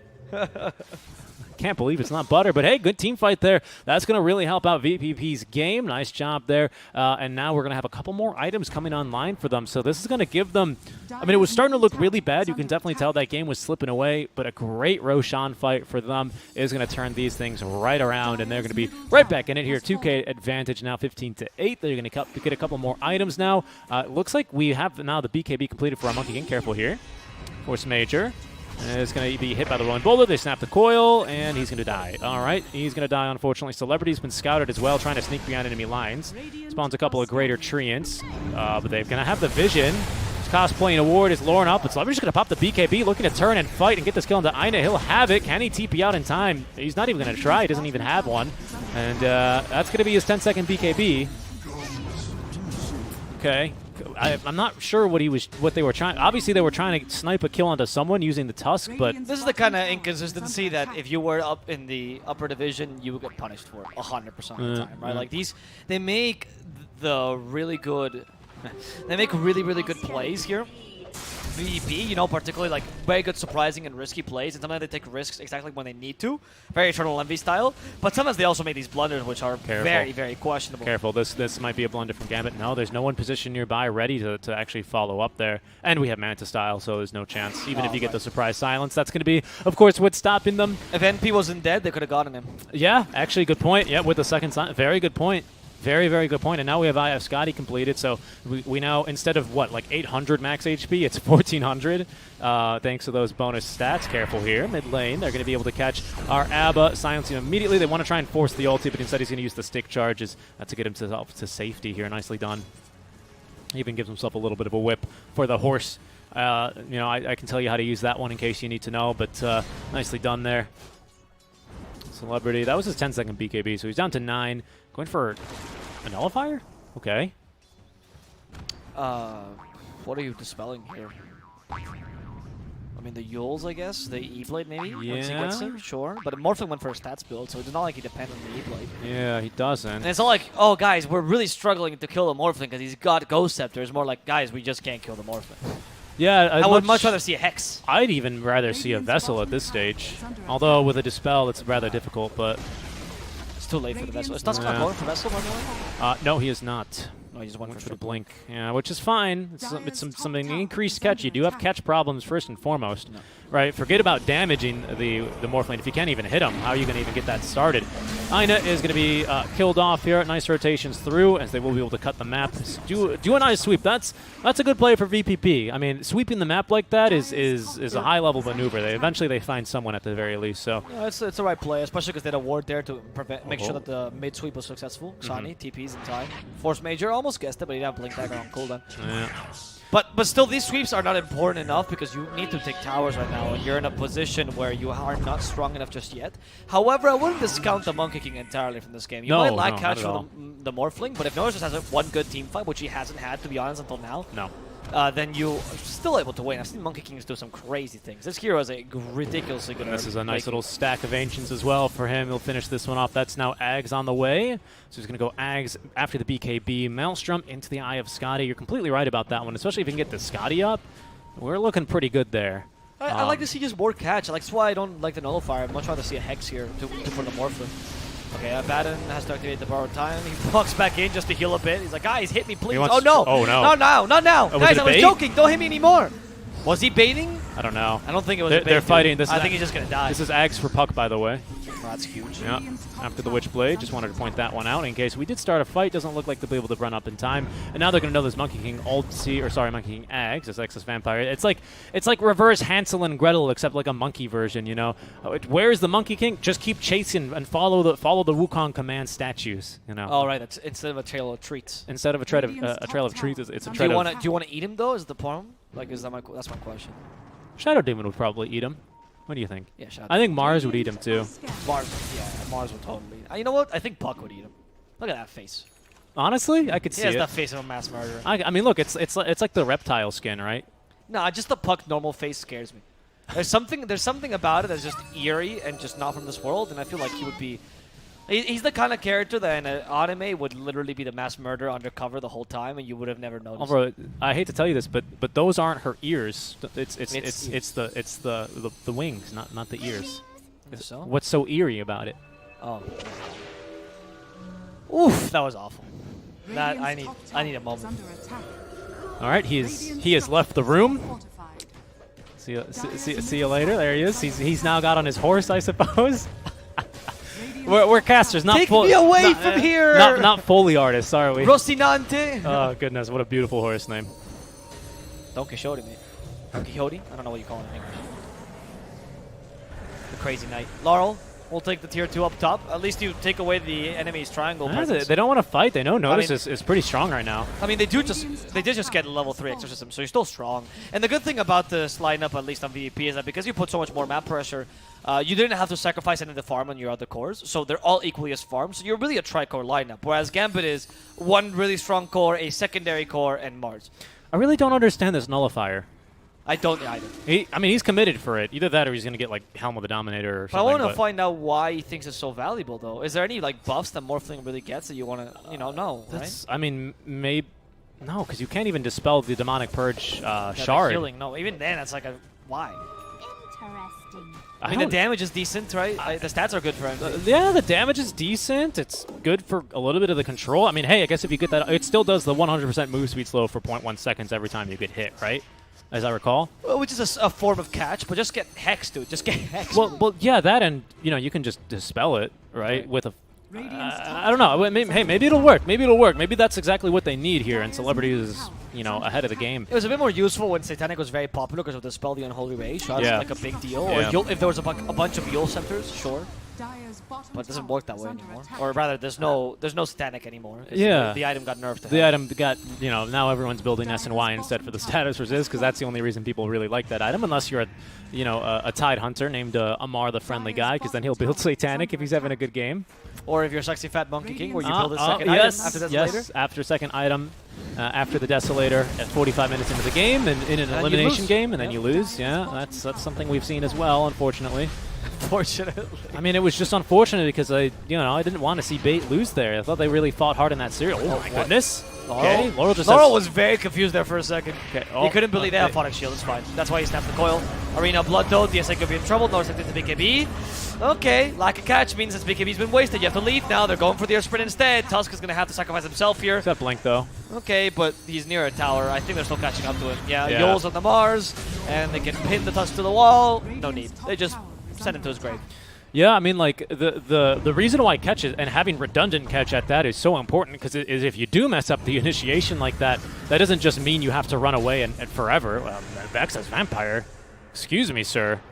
I think you're a bit deep here. He's actually out of Remnant, so he's in a lot of trouble. He might just go down, but here's going to be the Puck, and that'll be enough to scare them away. But yeah, that's why you want to have redundant catch, because if the Tusk does, get, I don't know, go for the Earth Spirit, say, instead of the Chorus, for example, in that fight, you can still actually try and convert this into a one fight, but without lockdown, there's just nothing you can do. Especially against a draft this mobile. It's going to be a long Roche here, up in 30 more seconds. A little bit of a long Roche. So at least that's going to be to the advantage of, I would actually say, Gambit, unfortunately. Yep. Well, unfortunately, if you're VPP, right? Because, yeah, it's... All right, I mean, okay, whatever. We got Nullifier now. We've had it. We have it. Now let's see what it does. Okay, I guess NP maybe just saying, guys, I need damage, right? We don't need catch, but we need is more damage. Because we only have like DP, Monkey King, myself, Tusk. Like it's not enough damage. It's Let's not get enough. another source of No, damage. we need a little bit more. Who's going to build the catch then? Is DP going to build the Hex? It's someone has to, right? I mean, she's going to build the Shivas, right, at this point, which I think is better, Nope. by the way. Oh, no, Blink. Blink into... I mean, I'm assuming the Shivas will come out because that's usually the build. This is actually the build that, it's a bit of a variation, but still the... Okay, you know what Morphling says? I see your... I see your I see your nullifier, and I want to get my holy rage countered.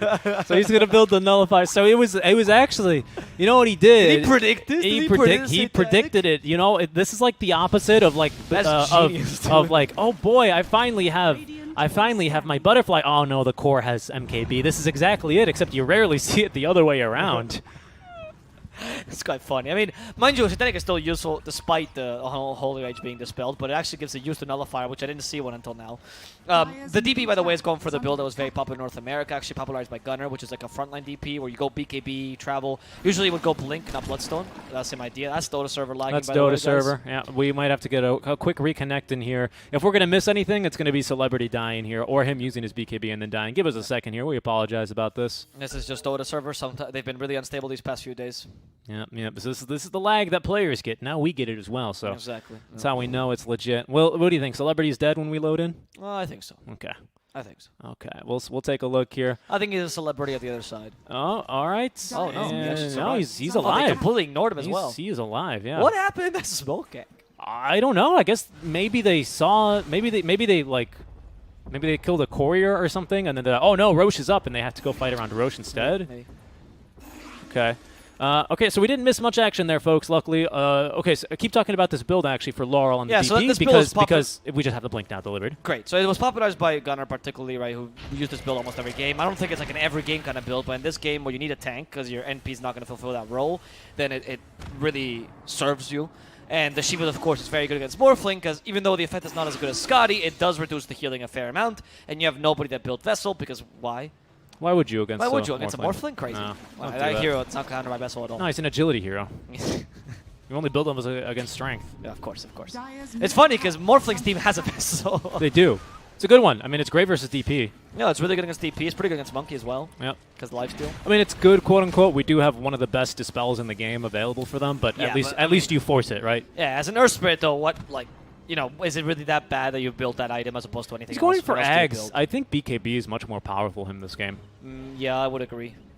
I would also be okay with, say, a Glimmer or a Force Death. I think he can, For like, similar if he purposes. can jump onto this ABBA, like, he can basically single-handedly, I want to say, like, of course, unbothered with a BKB active, he can basically single-handedly destroy the team fight. I mean, we've not commented on it much because it's a little bit hectic in these fights when they do occur, as we've not had many, but the ABBA is quite crucial in these engagements. Yep.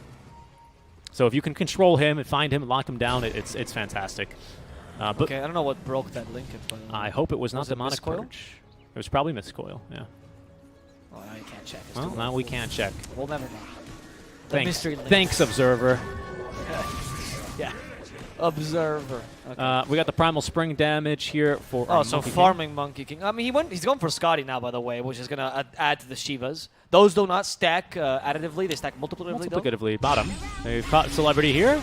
We were a minute off our time, but they got him. I think it's okay for him to die here, though, Holy because you are moly. creating a bunch of space. Not damage there. Yeah, but what can they do with it? They're going to try and set up vision around Roche, but Aina just so annoying with the disruption. Now they're TPing back. Puck with Boots of Travels as well, coming from behind. There's at least the kill, so it's an even fight for now, but with the buyback, they're already coming back Just in. retreat. Force Major is dead. DSA might be caught here as well. Beautiful rolling boulder, max range. They kick him right back into the waiting arms of his team. He actually moved so slow that they couldn't catch up to him with the rolling boulder, and now it's going to be a 5 versus 2 if they want to try and contest the Roche, but there's going to be the double buybacks here. Celebrity waiting because he can use that last second and always TP back in. So he knows he can save his money here, potentially, if they just kind of force him away from Roche. That was a bit of a master plan, right? VP was like fixing their glasses, like, yeah, you thought you could beat us, but you forgot about one key issue. We don't care about our supports. Laurel has the Bloodstone. Oh, he's just Exo dead. As well, He's but just gonna dead. die immediately to Xani. Too much damage. No lockdown for Xani. He's going to get away. Instead, they kill the Tusk in the backlines. That's a dieback for the Tusk as well. NP joins in, but Celebrity does nothing. Too much damage against him as well. That's a dieback. Morphling with Daedalus is chunking everything in sight. Notice is going to try and TP. Can he at least TP in time? He Yes. will. Okay. There's not enough time for Morphling to murder him in cold blood like he did to his two teammates. Okay, 2 But diebacks. that's still pretty bad. That's still pretty off. that is unspeakably bad, actually. Like, that might be the game, especially committing and dying back on 2 heroes and potentially 3 here, as DSA has been caught now. And pushed outside of the map, but he's back. You might as well just keep hitting him, boys. He's already fully healed. Just keep smacking him. There it is, 3 diebacks, and also killing the DP immediately. I mean, they don't have anything right now. When this morph BKBs, he can just basically stay full agi with this Daedalus. The damage is unspeakable. It is. It's. I mean, he just decimated the DP and the monk. And the NP as well. Though to be fair, that was a very haphazard engagement by VPP. That was very haphazard. He killed her in 9 auto attacks. Yeah, sure, but like still, you went in with a DP, you covered her with a Wukong's command, but it's like, dude, Morphling is ranged. She's at the edge of your circle. Yeah, how difficult can it be to put a circle that actually covers DP properly? You know what I'd like to see actually on a Monkey King Ags, or maybe if they need to rebalance Tree Dances, it gives your allies the bonus armor of Wukong's command. That would have been a good time for DP to be fighting in there. Sure. Or I mean, man, these circles have not been. I mean, it's so hard, right? I mean, I agree with you. I understand, but these circles have been really like they've needed to be better, frankly, right? They needed to be better because you're not even critting. Because when you don't have lockdown, what a circle makes is a lockdown, right? Sorry, zone out, right? So you put them in like choke points or specific spots where you don't want the enemy to be, and you protect those spots really good. Well, great. Except the Monkey King is just putting in the middle of nowhere. Yeah, or that's doable. Or the team is going away. If the team is there and you have got like something like a Mars to follow up. Exactly. But you just don't. And now it's going to be the last hurrah here for VPP. Okay, at least they didn't kill the Air Spirit early. I mean, well, nope. actually a lot of tank. Oh my lord. Wow, the puck just took away most of their HP. And the Soul Catcher. That phase shift attack, yeah, and the Soul Catcher. Holy moly. Octarine Core now finished up on the puck, and I don't think anything is tearing away Xani. This is elimination for VPP, isn't it? Yeah, Gambit is going to take them away. They're crushing some dreams today, dude. They are. Game number 1, they picked Pudge, and that was just to pull on the heartstrings here a little bit. Wow. VPP, with this loss, they fall to 1-6, equal with Bait. Hustlers will move on to season number 2, and they will be relegated. That is not. I mean, this is a really bad match as well to end with, right? It's like he's not even. You didn't even have a chance to fight this match, honestly. I mean, we did say that draft was not very good, but still, Gambit just tearing a new one through you. This could be it, Avo. Okay, Force Major. This might be the last initiation with Exorcism. They go in, no attack to the BKB. This is the good Wukong's command. Finally, in the middle of it is the Morphling, and he's fighting head on with the Monkey King. However, it's a bit too late. It seems like Morphling can now beat Notice. Xani will win this mano a mano, and VPP will call the GG, vanquishing their only chance of staying in this lower division, and also giving Hustler the trip to stay here. Yeah, they're going to be here for the next season. VPP, unfortunately, they may have to requalify. We'll see what the rules state for now, but they are going to be relegated out of the league. They join Bait at the bottom of the group with a 1-6 record. Very unfortunate for these guys, as Game 1 looks pretty promising. Game 2 and 3, though, Gambit 2, I think they show why they deserve those 4th and 5th slots. That was a very, I'm not gonna lie, I'm a bit sad. I was hoping that if you would at least be able to tie this, we'll see them in tiebreakers and see who was better between them and Hustlers, right? Because I think that would be the fairest way to do it. It's kind of unfair, I guess, to VP, right? I mean, it's not entirely unfair, but it's how the league feels, where a team that does not care about either placement is the one that gets to eliminate you, as opposed to, say, Hustlers, which is the one that's fighting for it, right? There's not so much the head-to-head matchup. But honestly, VP did not do themselves any favors. The draft was questionable. The execution was also questionable. They had some moments of brilliance, but overall, a lot of mistakes, honestly, VP. And I think this team shines best when they go for drafts that are just odd. They're just weird, that are outside the box, that take advantage of 1 or 2 strengths. And this was not it. This was just a normal draft that was just a bit below average. I mean, it started weird, right? It started weird, it started a little bit weird, and then I feel like they maybe got, oh god, if we lose this game, guys, we're gonna be out, and then they just, let's just pick safe. What's safe? Monkey King DP, or Monkey King and Celebrity Fury, and it was good last game. We'll try it again. You know. And it sucks to go out like that, unfortunately, but that is going to be then VPP eliminated, as they will be finishing 7th or 8th. I think I'm not sure because they have the same score. They're a bit above Bait because of some of the extra matches they won. Okay. But yeah, the 7th doesn't really matter though, because 7th and 8th both get 0. They have no prize pool. Which, by the way, consideration to change that. I would agree. Playing 5-6 weeks of Dota here, especially 1-2 matches a week, and not getting anything, despite being frankly 16th, 7th, or 15th, 16th in the region overall. Sure, you know, but it's tough. Having to participate in a Tier 2 league and not getting paid is something reserved for us casters, so stop taking this away, players, please. No, but genuinely, it's a bit sad to see that. But, well, this is the end of the league, Richie. It is. It is. This concludes our trip, which of course is still ongoing. And for this, actually, I thought of a present, which will come here any second. So just let's talk about the league. It was a close game here between the two teams, and I think the Gambit's going to get the 2-1. So let me actually, before we finish and before we start the festivities, let me go to run through what it actually is going to be looking like. In case you're just tuning in now, PuckChamp, they did get the victory earlier today, so they are going to be first in the group here alongside Winstrike in second place. These two are going to be promoted to the upper division, so we'll be looking forward to seeing them in the upper division next season. PuckChamp and both Winstrike alike, I think two very strong teams. PuckChamp very young with some new ideas, fresh ideas. Sometimes Winstrike somewhat as well. Winstrike as well, but Winstrike, I think that they just play clean Dota overall, I would say, and I think they're a little bit vulnerable to some clever strats, and they don't adapt too well to teams like PuckChamp. But I'd like to see them, clash with some more standard quote-unquote Dota teams, if that makes sense. PuckChamp is a bit more unique in their playstyle, whereas Winstrike, I think they have a very solid playstyle, though. So they're going to slowly increase, right? These the kind of teams that just gets better over time, the more experience they get, whereas PuckChamp is like they increase by leaps and bounds. They do. So all of a sudden, they'll get really good, they'll get really bad, they'll get really good. It's a roller coaster for them. Then afterwards, we follow by Hellraisers, Gambit, 2 Electric Boogaloo, IPG, and Hustlers. These will be the next 4 teams in order, of course. And Hellraisers got really close to making it to the upper division.